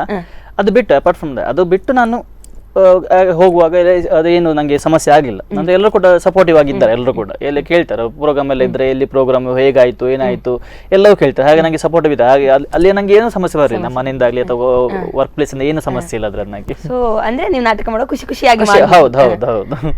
ಸೊ ಇಷ್ಟು ಪ್ರೋಗ್ರಾಮ್ ಕೊಟ್ಟಿದ್ರಿ, ನಿಮ್ಗೆ ಈಗ ದುಬೈ ಬಗ್ಗೆನೂ ಹೇಳಿದ್ರಿ. ಸೊ ನಿಮ್ಗೆ ತುಂಬಾ ನೆನಪಿಟ್ಟುಕೊಳ್ಳುವಂತದ್ದು ಅದೊಂದು ಪ್ರೋಗ್ರಾಮ್ ಹೋಗಿದ್ದು ನನ್ಗೆ ತುಂಬಾ ಖುಷಿ, ಅಥವಾ ನಾನು ಈ ಒಂದು ಫೀಲ್ಡ್ ಬಂದದಕ್ಕೆ ತುಂಬಾ ಖುಷಿ ಆ ಪ್ರೋಗ್ರಾಮಿಗೆ ಹೋದದ್ದು ಅಂತ ಅನ್ಸಿದೆ ಯಾವ್ದಾದ್ರು ಪ್ರೋಗ್ರಾಮ್? ನಾಟಕದಲ್ಲಿ ನಮಗೆ ಸುಮಾರು ಪ್ರೋಗ್ರಾಮ್ ಸಿಗ್ತದೆ, ತುಂಬಾ ಖುಷಿಯಾಗಿದೆ. ಮತ್ತೆ ಎಸ್ಪೆಷಲಿ ಯಕ್ಷಗಾನದಲ್ಲಿ ಹೇಳೋದು ದುಬೈ ಪ್ರೋಗ್ರಾಮ್. ಹೌದು, ತುಂಬಾ ಖುಷಿಯಾಗಿದೆ. ಮತ್ತೆ ನಾವಲ್ಲಿ ಒಂದು ಯಕ್ಷಗಾನ ಕಾರ್ಯಕ್ರಮ ಕೊಟ್ಟಿಗೆ ಹೋಯ್ತು, ಆಮೇಲೆ ಇಡೀ ದುಬೈ ಸಿಟಿ ನೋಡ್ಕೊಂಡ್ ಬಂತು. ಅದೊಂದು ತುಂಬಾ ಖುಷಿ, ಯಾಕಂದ್ರೆ ನಾವು ಎಕ್ಸ್ಪೆಕ್ಟೇ ಮಾಡಿರಲಿಲ್ಲ ಹೋಗುದಿಲ್ಲ ಅಂದ್ರೆ ಏನದ ಒಂದು. ಮತ್ತೆ ನಾವು ಒಂದು ಗ್ರೂಪ್ ಆಗಿ ಹೋಗಿದ್ದಲ್ಲ, ತುಂಬಾ ಎಂಜಾಯ್ಮೆಂಟ್ ಮಾಡಿದ್ದೇವೆ ಅಲ್ಲಿ, ಎಲ್ಲ ಒಟ್ಟು ಸೇರಿ ಎಲ್ಲ ಕಡೆ ಹೋಗಿ ಒಂದು ಆ ಪ್ಲೇಸ್ ನೋಡಿ ತುಂಬಾ ಖುಷಿಯಾಗಿದೆ. ಒಂದು 5 days ಅಲ್ಲಿ ಇತ್ತು ನಾವು, ತುಂಬಾ ಖುಷಿಯಾಗಿದೆ. ಅದೊಂದು ತುಂಬಾ ಮೆಮೊರೇಬಲ್ ಅನ್ನೋದು. ಹೌದು. ಸೊ ನೀವು ಈ ಕ್ಷೇತ್ರಕ್ಕೆ ಬಂದದಕ್ಕೆ ನಿಮ್ಮ ಒಂದು ಏನ್ ಹೇಳುದು, ಒಂದು ಕಲಾ ಜರ್ನಿ ನಿಮ್ಮನ್ನ ಅಲ್ಲಿವರೆಗೆ ಇಲ್ಲದ್ರೆ ನಮ್ಗೆ ಸಿಕ್ತಿರ್ಲಿವೇನೋ ಗೊತ್ತಿಲ್ಲ ಹಾಗೆ. ಸೊ ಈಗ ಯಾವತ್ತಾದ್ರೂ ನಿಮ್ಗೆ ಅನ್ಸಿದ್ಯಾ ಇದು ಹವ್ಯಾಸವಾಗಿ ಬೇಡ, ನಾನು ಇದನ್ನ ಪ್ರೊಫೆಷನ್ ಆಗಿ ತಕೊಳ್ಬೇಕು? ಇಲ್ಲ, ಖಂಡಿತ ಇಲ್ಲ. ಯಾಕಂದ್ರೆ ನಾನು ಪ್ರೊಫೆಷನ್ ತಗೊಳ್ಳಂತ ಯಾವ್ದು ಆಲೋಚನೆ ಇರ್ಲಿಲ್ಲ, ಆಲೋಚನೆ ಕೂಡ ಇಲ್ಲ, ಇನ್ನೂ ಸಹ ಇಲ್ಲ. ಹವ್ಯಾಸವಾಗಿ ಇರ್ಲಿ ಅಂತ ಅಷ್ಟೇ ಸಾಕು. ಅಂದ್ರೆ ಹವ್ಯಾಸಕ್ಕೆ ಸಾಕು. ಹೌದು. ಅಂದ್ರೆ ನಾವು 2 ಕಡೆ ದೃಷ್ಟಿನ ನೋಡ್ಬೇಕಾಗ್ತದೆ. ಹೌದು, ವರ್ಕ್ ಕೂಡ ನಾವು ಕೆಲಸ ಕೂಡ ಮಾಡ್ಬೇಕು, ಆ ಕಡೆಯಿಂದ ಜಾಬ್ ಅಥವಾ ಇರ್ಲೇಬೇಕು. ಮತ್ತೆ ಇದು ಹವ್ಯಾಸವಾಗಿ ನಡೀತದೆ, ಹವ್ಯಾಸವಾಗಿ ಮುಂದುವರ್ಲಿ ಅಂತ ಅಷ್ಟೇ. ಸೊ ಈಗ ನೀವು ಹುಡುಗಿ ವೇಷ ಮಾಡುವಾಗ ಹೇಳಿದ್ರೆ ಕೆಲವರು ತಮಾಷೆ ಮಾಡ್ತಾರೆ ಅಂತ ಹೇಳಿದ್ರೆ, ಈಗ ನಿಮ್ಮ ಪೇರೆಂಟ್ಸ್ ಇದ್ದು ರಿಯಾಕ್ಷನ್ ಹೇಗಿರ್ತದೆ? ಅಂದ್ರೆ ಯಾಕಂದ್ರೆ ಈಗ ಸಣ್ಣದಿರುವಾಗ ಪ್ರತಿಯೊಬ್ಬ ಹುಡುಗ ಮಗನಿಗೂ ಅಮ್ಮ ಒಂದು ಹುಡುಗಿ ವೇಷ ಹಾಕಿ ಫೋಟೋ ತೆಗ್ದೇ ಇರ್ತಾರೆ, ಎಲ್ಲರ ಮನೆಯಲ್ಲೂ ಆಗಿರ್ತದೆ. ಸೊ ನೀವು ನಿಜವಾಗಿ ಹುಡುಗಿಯ ವೇಷ ಹಾಕಿ ಸ್ಟೇಜ್ ಮೇಲೆ ಬರುವಾಗ ನಿಮ್ಮ ಅಮ್ಮನ ಅಥವಾ ಅಪ್ಪನ ರಿಯಾಕ್ಷನ್ ಹೇಗಿರ್ತದೆ? ಅವ್ರು ತುಂಬಾ ಖುಷಿ ಪಟ್ಟರು. ಮತ್ತೆ ಅವರು ಆಟ ನೋಡಿದ ನಂತರ ನಂಗೆ ಹೇಳ್ತಾರೆ, ನೀ ಅದು ಹಾಗೆ ಮಾಡಿ ಸರಿ ಆಗಲಿ, ಇದು ಹೀಗೆ ಸರಿ ಮಾಡಿ ಆಗಲಿ. ಮತ್ತೆ ನಾನು ಮನೇಲಿ ಒಂದ್ಸಲ ಈಗ ಕಡಿಮೆ ಆಗಿದೆ, ಮತ್ತೆ ಮೊದಲು ಸ್ಟಾರ್ಟಿಂಗ್ ನಾನು ಮನೇಲಿ ಒಂದು ಆಕ್ಟಿಂಗ್ ಮಾಡಿ ಬರ್ತಿದ್ದೆ. ನಂಗೆ ಅಪ್ಪ ಅಮ್ಮ ಹೇಳ್ತಿದ್ದು, ಅದು ನೀನು ಹಾಗೆ ಮಾಡ್ಬೇಕು, ಹೀಗೆ ಮಾಡ್ಬೇಕು, ಅದು ಸರಿ ಆಗುದಿಲ್ವೇನೋ, ಅದೆಲ್ಲ ನಂಗೆ ಅಲ್ಲಿ ಮನೆಯಲ್ಲಿ ಪ್ರಾಕ್ಟೀಸ್ ಮಾಡಿ ಕೆಲವೊಮ್ಮೆ ನಾನು ಕನ್ನಡ ಎದುರು ಮಾಡೋದು, ನಾನು ಹೀಗೆ ಆಕ್ಷನ್ ಕೊಟ್ಟರೆ ಹೇಗೆ ಆಗ್ತದೆ ಅಥವಾ ಹೀಗೆ ಅಭಿನಯಿಸಿ ಮಾಡಿದ್ರೆ ಎಂತ ಏನಾಗ್ಬೋದು ಅಂತ ಆ ತರದ, ಅಂದ್ರೆ ಹೇಗೆ ನಮ್ಮ ಮುಖ ಹೇಗೆ ಕಾಣ್ತದೆ, ಅದಕ್ಕೆ ನಮ್ಮ ಬಾಡಿ ಲ್ಯಾಂಗ್ವೇಜ್ ಹೇಗೆ ಇರ್ತದೆ ಅದನ್ನ ನೋಡಿ ನಾನು ಹೋಗ್ತಿದ್ದೆ. ಈ ಸ್ವಲ್ಪ ಕಡಿಮೆ ಆಗಿದೆ ಅದು. ನಾನು ಸ್ಟಾರ್ಟಿಂಗ್ ಅದನ್ನು ಇನಿಷಿಯಲ್ ಡೇಸ್ ಅದನ್ನು ಹಾಗೆ ಪ್ರಾಕ್ಟೀಸ್ ಮಾಡ್ತಾ ಇದ್ದೆ. ಮನೇಲಿ ಸಹ ನಂಗೆ ತುಂಬಾ ಸಪೋರ್ಟ್ ಇದೆ, ಅವರು ಅದನ್ನು ನೋಡಿ ಹೇಳ್ತಿದ್ರು. ಮತ್ತೆ ನಾಟಕ ಮಾಡಿದ್ ಬಂದ ನಂತರ ಅದು ಮಾಡಿ ಸರಿ ಆಗಲಿ, ಹಾಗೆ ಮಾಡಿ ಸರಿ ಆಗಲಿ, ಹೀಗೆ ಮಾಡಿ ಸರಿ. ಹೌದು, ಅವ್ರಿಗೆ ಮನೇಲಿ ನಮ್ಮ ಮನೇಲಿ ಒಂದು ಅಂದ್ರೆ ಹೇಗೆ ನಾನು ಅಳೋ ಪಾತ್ರ ಮಾಡಬಾರ್ದು ಅವ್ರಿಗೆ, ಎಂತ ಅದನ್ನೇ ಮಾಡು ಅಂತ ಹೇಳ್ತಾರೆ. ಅಳೋ ಪಾತ್ರ ಮಾಡುವ ಈ ಕಾಮಿಡಿ ಎಲ್ಲ ಮಾಡಿದ ಖುಷಿ ನನಗೆ. ಅಂದ್ರೆ ನಾಟಕದ ಎಲ್ಲ ಪಾತ್ರಗಳು ಸಿಕ್ಕಿದೆ. ನಾನು ಸ್ಟೆಪ್ ಬೈ ಸ್ಟೆಪ್ ಬಂದಿದ್ದು ಎಲ್ಲ ನಾಟಕದಂದು ಎಲ್ಲ ಸ್ಟಾರ್ಟಿಂಗ್ ಒಂದು 2 ಸೀನ್ ಇರುವ ಪಾತ್ರ, ಮತ್ತೆ 3 ಹಾಗೆ ಅಂದ್ರೆ ಕಾಮಿಡಿ ಅದು ಪಾತ್ರ ಸಿಕ್ಕಿದೆ. ಮತ್ತೆ ಸೀರಿಯಸ್ ಈಗ ಒಂದು ಅಮ್ಮನ ಪಾತ್ರ ಅಂತದೆಲ್ಲ ಪಾತ್ರ ಮಾಡ್ತೇವೆ. ಹೌದು. ಸೊ ಈಗ ನೀವು ಹೇಳಿದ್ರೆ ಎಲ್ಲಾ ತರಹದ ಪಾತ್ರ ಸಿಗ್ತದೆ ನಿಮ್ಗೆ. ಮನಸ್ಸಿಗೆ ಪರ್ಟಿಕ್ಯುಲರ್ ಆಗಿ ಒಬ್ಬ ನಟನಿಗೆ ಅದೊಂದು ಯಾವ್ದಾದ್ರು ಒಂದು ಪಾತ್ರ ತುಂಬಾ ಕಾಡಿರ್ತದೆ ಅಥವಾ ಅದೊಂದು ಪಾತ್ರ ತುಂಬಾ ಖುಷಿ ಕೊಟ್ಟಿರ್ತದೆ. ಸೊ ಅಂತದ್ ಯಾವ್ದಾದ್ರು ಪಾತ್ರ ಇದೆಯಾ? ನನಗೆ ಸ್ವಲ್ಪ ನೆಗೆಟಿವ್ ರೋಲ್ ತುಂಬಾ ಇಷ್ಟ, ಸ್ವಲ್ಪ ಜೋರ್ ಇದ್ದೆಲ್ಲ ತುಂಬಾ ಇಷ್ಟ. ಆದ್ರೆ ನಂಗೆ ತುಂಬಾ ಇಷ್ಟ ಆಗಿದ್ದು ನಮ್ದೊಂದು ಅಭಿನಯ ತಂಡದಲ್ಲಿ ನಾಟಕ ಇತ್ತು, ಒಂಚಿ ತೂಪಿನಿ ಅಂತ. ಅದರಲ್ಲಿ ಅಮ್ಮನ ಪಾತ್ರ ಉಂಟು, ಅದು ನನಗೆ ತುಂಬಾ ಇಷ್ಟ ಆಯ್ತು. ಅದು ತುಂಬಾ ಅಂದ್ರೆ ಒಂಥರ ಕನ್ಫ್ಯೂಸ್ಡ್ ಪಾತ್ರ ಅದು. ಅಂದ್ರೆ ಈಗ ಒಂದು ಅತ್ತೆ ಸೊಸೆ ಬಗ್ಗೆ ಒಂದು ಕಾನ್ಸೆಪ್ಟ್ ಅದು. ಅದರಲ್ಲಿ ನನಗೆ ನಾನು ತುಂಬಾ ಜೋರು ಅಲ್ಲ, ತುಂಬಾ ಪಾಪನಲ್ಲ, ಒಂಥರ ನಂಗೆ ಮಗನ ಮೇಲೆ ತುಂಬಾ ಪ್ರೀತಿ. ಅದೇ ಪ್ರೀತಿ ನಂಗೆ ಅದು ವೇರಿಯೇಷನ್ ಕೊಡ್ತಾ ಇದೆ ನನ್ನ ಇದರಲ್ಲಿ ಆಕ್ಟಿಂಗ್ ಅಲ್ಲಿ, ಅಂದ್ರೆ ನಾ ಬಿಹೇವಿಯರ್ ಆ ಪಾತ್ರಕ್ಕೆ. ಸೊ ನಂಗೆ ಅದು ಆ ಪಾತ್ರ ತುಂಬಾ ಇಷ್ಟ. ಹೌದು, ಅಂದ್ರೆ ನಾನು ಜೋರು ಅಲ್ಲ ಮತ್ತೆ ಪಾಪವೂ ಅಲ್ಲ, ಒಂಥರ ಕನ್ಫ್ಯೂಷನ್ ಯಾವಾಗ್ಲೂ ಹಾಗೆ. ಅಂದ್ರೆ ನಂಗೆ ಮಗ ಬೇಕು ಆ ತರ ಅಂತ ಪಾತ್ರ ಅದು ತುಂಬಾ ಇಷ್ಟ ಆಯ್ತು. ಮತ್ತೆ ನಂಗೆ ಜಾಸ್ತಿ ಹೇಳುವಾಗ ನಂಗೆ ನೆಗೆಟಿವ್ ರೋಲ್ ತುಂಬಾ ಇಷ್ಟ. ಹೌದು, ತುಂಬಾ ಜೋರು ವಿಲನ್ ಟೈಪ್. ಓಕೆ, ನಿಮ್ಮೊಟ್ಟಿಗೆ ಇನ್ನಷ್ಟು ಮಾತನಾಡೋಣ, ಆದ್ರೆ ಅದಕ್ಕಿಂತ ಮುಂಚೆ ಒಂದು ಪುಟ್ಟ ವಿರಾಮ. ನೋಡಿದ್ರಲ್ಲ ವೀಕ್ಷಕರೇ, ಇಷ್ಟೊತ್ತು ರವಿನಂದನ್ ಭಟ್ ರವರ ಜೊತೆಗೆ ಅವರ ಯಕ್ಷಗಾನ ಹಾಗೆ ನಾಟಕ ಕ್ಷೇತ್ರದ ಬಗ್ಗೆ ಸಾಕಷ್ಟು ವಿಷಯಗಳನ್ನ ಮಾತನಾಡಿದ್ವಿ. ಇನ್ನಷ್ಟು ವಿಷಯಗಳನ್ನ ಮಾತನಾಡೋದಿದೆ, ಆದ್ರೆ ಅದಕ್ಕಿಂತ ಮುಂಚೆ ಒಂದು ಪುಟ್ಟ ವಿರಾಮ.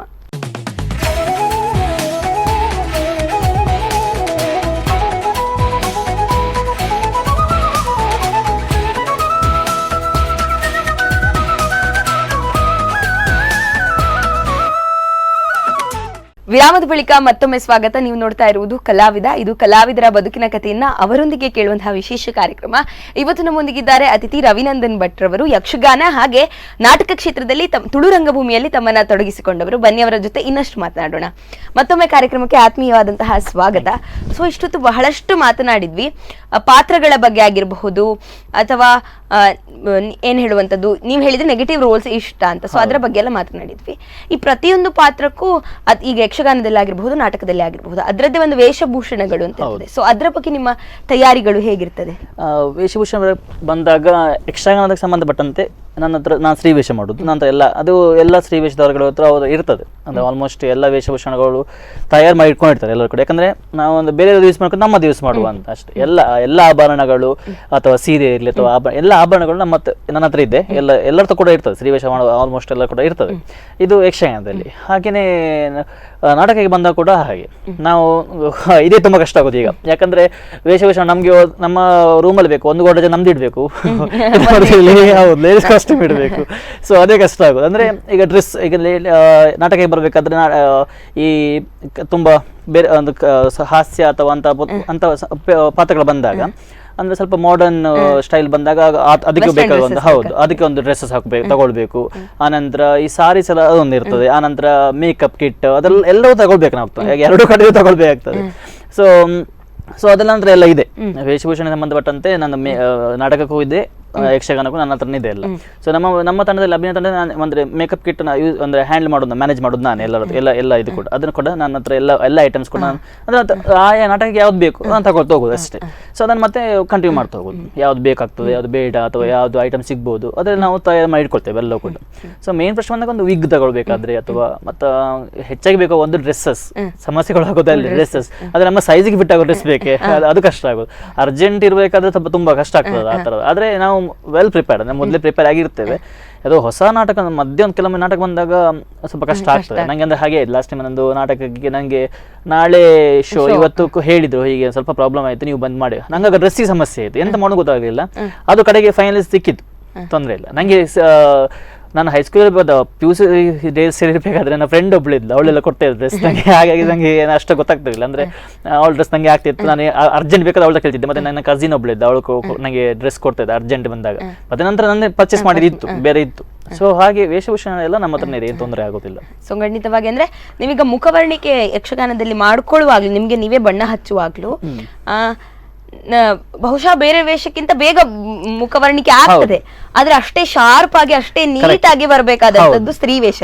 ಅದ್ರ ಬಗ್ಗೆ ಆ ವಿಷಯಕ್ಕೆ ಬಂದಾಗ ನಾನು ಈಗ ಫಸ್ಟಿಗೆ ನಂಗೆ ಗೊತ್ತಿರಲಿಲ್ಲ ಮೇಕಪ್, ಅಣ್ಣ ಮೇಕಪ್ ಅವ್ರು ಬರ್ತಿದ್ದು, ಅವರೇ ಮಾಡ್ತಿದ್ರು ಯಕ್ಷಗಾನದಲ್ಲೆಲ್ಲ. ಮತ್ತೆ ನಮಗೆ ನಮ್ಮ ಹೇಳಿದಲ್ಲ ನಾನು ಕೆಳಕ್ಕೆ ಬಿಟ್ಟು ವಿಷ್ಣುಮೂರ್ತಿ ಸಂಘ ನಾವೆಂತ ಮಾಡಿದ್ವಿ, ಚಿಕ್ಕಮೇಳ ಅಂತ ಪ್ರಾರಂಭ ಮಾಡಿದ್ವಿ. ಚಿಕ್ಕಮೇಳ ಅಂತ ಪ್ರಾರಂಭ ಮಾಡಬೇಕಾದ್ರೆ ಅಲ್ಲಿ ನಾವೇ ವೇಷ ಮಾಡ್ಕೊಳ್ಬೇಕು, ನಾವೇ ತಯಾರಾಗಬೇಕು. ಅಂದ್ರೆ ನಾವು ಅಷ್ಟು ನಾವು ತಯಾರಾಗಿರ್ಬೇಕು, ಕೂಡಲೇ ತಯಾರಾಗಬೇಕು ಅದಕ್ಕೆ. ಸೊ ಆಗ ನಾನು ಕಲ್ತದ್ದು ವೇಷಭೂಷಣ, ಅಂದ್ರೆ ವೇಷ ಮಾಡ್ಕೊಳ್ಳಿ ಕಲ್ತದ ಆಗತ್ತೆ ಯಕ್ಷಗಾನದ ವೇಷ ಮಾಡ್ಲಿಕ್ಕೆ ಕಲ್ತದ ನಾನು ಆಗ. ಅಂದ್ರೆ ನಾವೀಗ 6:30 ಹೊರಡ್ಬೇಕು, ನಾನು 5 ಗಂಟೆ ಡ್ಯೂಟಿ ಮುಗಿಸಿ ಬರಬೇಕು, 6 ಒಳಗೆ ವೇಷ ಆಗಬೇಕು. ಸೊ ಅಲ್ಲಿ ನಾವು ಯಾರನ್ನು ವೇಟ್ ಮಾಡುವಾಗಿಲ್ಲ, ಅಥವಾ ವೇಷಭೂಷಣ ಬರ್ತಾರೆ ಕೆಲವರು, ಅಂದ್ರೆ ವೇಷ ಮಾಡ್ಲಿಕ್ಕೆಲ್ಲ ಬರ್ತಾರೆ, ಆದ್ರೆ ನಾವು ನಮ್ಮ ಟೈಮಿಗೆ ಎಷ್ಟು ಬೇಕಾದ್ರೆ ನಾವು ಕಲಿಬೇಕಾಗ್ತದೆ, ಅದು ಅನಿವಾರ್ಯ ಕೂಡ ಹೌದು. ಈಗ ವೇಷ ಮಾಡ್ಬೇಕು ನಾವು ಅನಿವಾರ್ಯ ಕೂಡ ಇರ್ತದೆ ಕೆಲವೊಮ್ಮೆ. ಅಂದ್ರೆ ವೇಷಭೂಷಣ ಇರುವಾಗ ನಾವು ಹೋಗ್ಲಿಕ್ಕೆ ಆಗುದಿಲ್ಲ ಬೇಗ, ಅಥವಾ ಏನೋ ಲೇಟ್ ಆಯ್ತು, ಆಗ ನಾವು ರೆಡಿ ಮಾಡ್ಕೊ ಕೊಡ್ಲಿ. ಸೊ ನಾನು ಆಗ ವೇಷ ಮಾಡ್ಲಿಕ್ಕೆ ಕಲಿತೆ. ಫಸ್ಟಿಗೆ ಅದು ಏನೋ ಒಂಥರ ಆಗ್ತಿತ್ತು, ಅಂದ್ರೆ ತೀರಾ ಹದಗೆಟ್ಟಿರುದು, ಅದು ಏನೋ ಒಂದಾಗ್ತದೆ. ಈಗ ಸಾಧಾರಣ ಒಂದು 75% ಓಕೆ ಅನ್ಸ್ತದೆ ನಮ್ಗೆ. ನಾವು ಕನ್ನಡ ನೋಡ್ಕೊಳ್ಳುವಾಗ ಸರಿ ಉಂಟು, ಚಂದ ಉಂಟು, ಸಾಕು. ಅಂದ್ರೆ ಮತ್ತೆ ನಾವು ವೇಷ ಮಾಡ್ಕೊಳ್ಳೋದು ಇನ್ನೊಬ್ರು ವೇಷ ಮಾಡೋದು ಡಿಫ್ರೆನ್ಸಸ್ ಇದೆ. ಅಂದ್ರೆ ಅವ್ರು ವೇಷ ಮಾಡಿದ್ರೆ ನಮ್ಗೆ ಇಷ್ಟ ಆಗದೆ ಇರ್ಬೋದು, ಕಣ್ಣು ಬರೆಯೋದಿರ್ಲಿ ಅಥವಾ ಇದೆಲ್ಲ ಹುಬ್ಬು ಬರೆಯೋದಿರ್ಲಿ, ಎಂತ ಇಷ್ಟ ಆಗದೆ ಇರ್ಬೋದು. ನಾವು ಬಿಡಿಸ್ಕೊಂಡಾಗ ನಮ್ಗೆ ನಮ್ಗೆ ಸ್ಯಾಟಿಸ್ಫ್ಯಾಕ್ಷನ್ ಆದ್ರೆ ಆಯ್ತು. ಓಕೆ. ಮತ್ತೆ ಇನ್ನೊಂದು, ನಾವು ಏನೋ ಇನ್ನೊಬ್ರು ಹೇಳ್ತಾ ಅಂತ ನಾವು ಹಾಗೆ ಚಂದ ಮಾಡ್ಬೇಕು ಹೀಗೆ ಮಾಡ್ಬೇಕು ಅಂತ ಹೋಗ್ಬಾರ್ದು. ನನ್ನ ಅನಿಸಿಕೆ, ನನ್ನ ಅಭಿಪ್ರಾಯ, ನಮ್ಗೆ ಚಂದ ಕಂಡ್ರೆ ಆಯ್ತು, ಫನಿಶ್, ಅಷ್ಟು ಸಾಕು ಅನಿಸ್ತದೆ ಹಾಗೆ. ಸೊ ಅದ್ರವಾಗಿ ನಾವು ಮತ್ತೆ ಕಲ್ತು ಈಗ ಯಕ್ಷಗಾನ ನಾಟಕದ್ದು ಅದು ಕೂಡ ಹಾಗೆ, ನಾಟಕದಲ್ಲಿ ಕೂಡ ಹಾಗೆ ಸನ್ನಿಧಿ ಕಲಾವಿದರಂತ ತಂಡ ಹೇಳಿದ್ದಾರೆ, ಅಲ್ಲಿ ನಾನು ಮಾಡ್ತಿರ್ಲಿಲ್ಲ ಹೌದು, ಮಾಡ್ತಿರ್ಲಿಲ್ಲ, ಬೇರೆ ಇದ್ರು ಮಾಡ್ತಿದ್ರು. ಮತ್ತೆ ನೆಕ್ಸ್ಟ್ ನಾನು ಅಭಿನಯಕ್ಕೆ ಬರುವಾಗ ನಮಗೆ ಬಲೆತಲಿ ಪ್ರೋಗ್ರಾಮ್ಸ್ ತುಂಬಾ ಸಿಗ್ತಾ ಇತ್ತು ಬೇರೆ.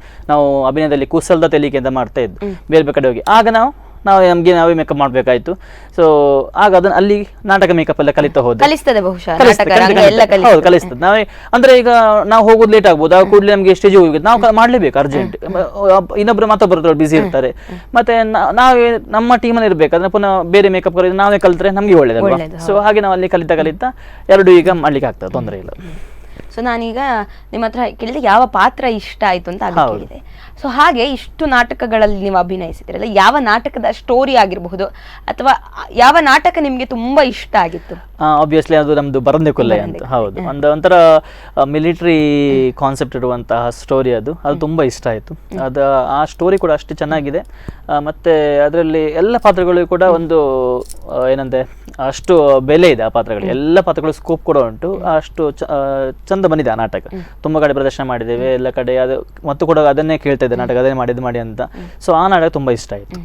ಹಾಗೆ ನೀವೀಗ ಇಷ್ಟು ನಾಟಕಗಳಲ್ಲಿ ಅತ್ಯಂತ ಹೆಚ್ಚು ಶೋ ಕಂಡ ನಾಟಕ ಇದೆ ಬರಂದಕುಲೆ ಏನೇ. ಹೌದು, ಅದೇ ತುಂಬಾ ಶೋಸ್ ಆಗಿದೆ, 150 ಸಮಥಿಂಗ್ ಆಗ್ತಾವಂತ. ಹೌದು, ಅದೇ ಜಾಸ್ತಿ ಆಗಿದೆ. ಹೌದು. ಸೊ ಅದೇ ನೀವು ಫಸ್ಟ್ ಶೋ ಅಥವಾ ಈಗ 150th ಶೋ ಆಗುವಾಗ ಮನಸ್ಸಿನಲ್ಲಿ ಒಂದು ಖುಷಿ ಇದ್ದೇ ಇರ್ತದೆ, ಇಷ್ಟು ಶೋ ಆಗಿದೆ, ಇಷ್ಟು ಶೋ ನಾವು ಮಾಡ್ತಾ ಇದ್ದೇವೆ ಅಂತ. ಸೊ ಚೇಂಜಸ್ ಸಾಕಷ್ಟು ಆಗಿರ್ತದೆ, ಇಂಪ್ರೂವ್ಮೆಂಟ್ಸ್ ಕೂಡ ಸಾಕಷ್ಟು ಆಗಿರ್ತದೆ. ಸೊ ನಿಮಗೆ ಅದೇ ಹೇಗೆ ಫೀಲ್ ಆಗ್ತದೆ? ಅಂದ್ರೆ ಒಂದು ಪ್ರೌಡ್ ಮೂಮೆಂಟ್ ಇರಬಹುದು ಅಥವಾ ಒಂದು ಖುಷಿ ಇರಬಹುದು, ಅದು ಫೀಲ್ ಹೇಗೆ? ಅಂದ್ರೆ ನಾವು ಒಂದು ನಾಟಕದ ಒಂದು ಫಸ್ಟ್ ಶೋ ಮಾಡ್ಬೇಕಾದ್ರೆ ಏನೋ ಒಂಥರಪ್ಪ ನಮ್ಮಲ್ಲಿ ಸ್ವಲ್ಪ ಗೊಂದಲ ಇರ್ತದೆ. ಅಂದ್ರೆ ಇದು ಹೇಗೆ ಆಗ್ಬೇಕು, ಹೇಗೆ ಆಗ್ತದೆ ಅಂತ. ಶೋಸ್ ಮಾಡ್ತಾ ಜಾಸ್ತಿ ಆಗ್ತಾ ಹೋದಾಗೆ ನಮ್ಗೆ ಅದರಲ್ಲಿ ನೀವು ಹೇಳಿದಾಗೆ ಪ್ರೌಡಿಮೆ ಬರ್ತದೆ ಆ ಪಾತ್ರಕ್ಕೆ.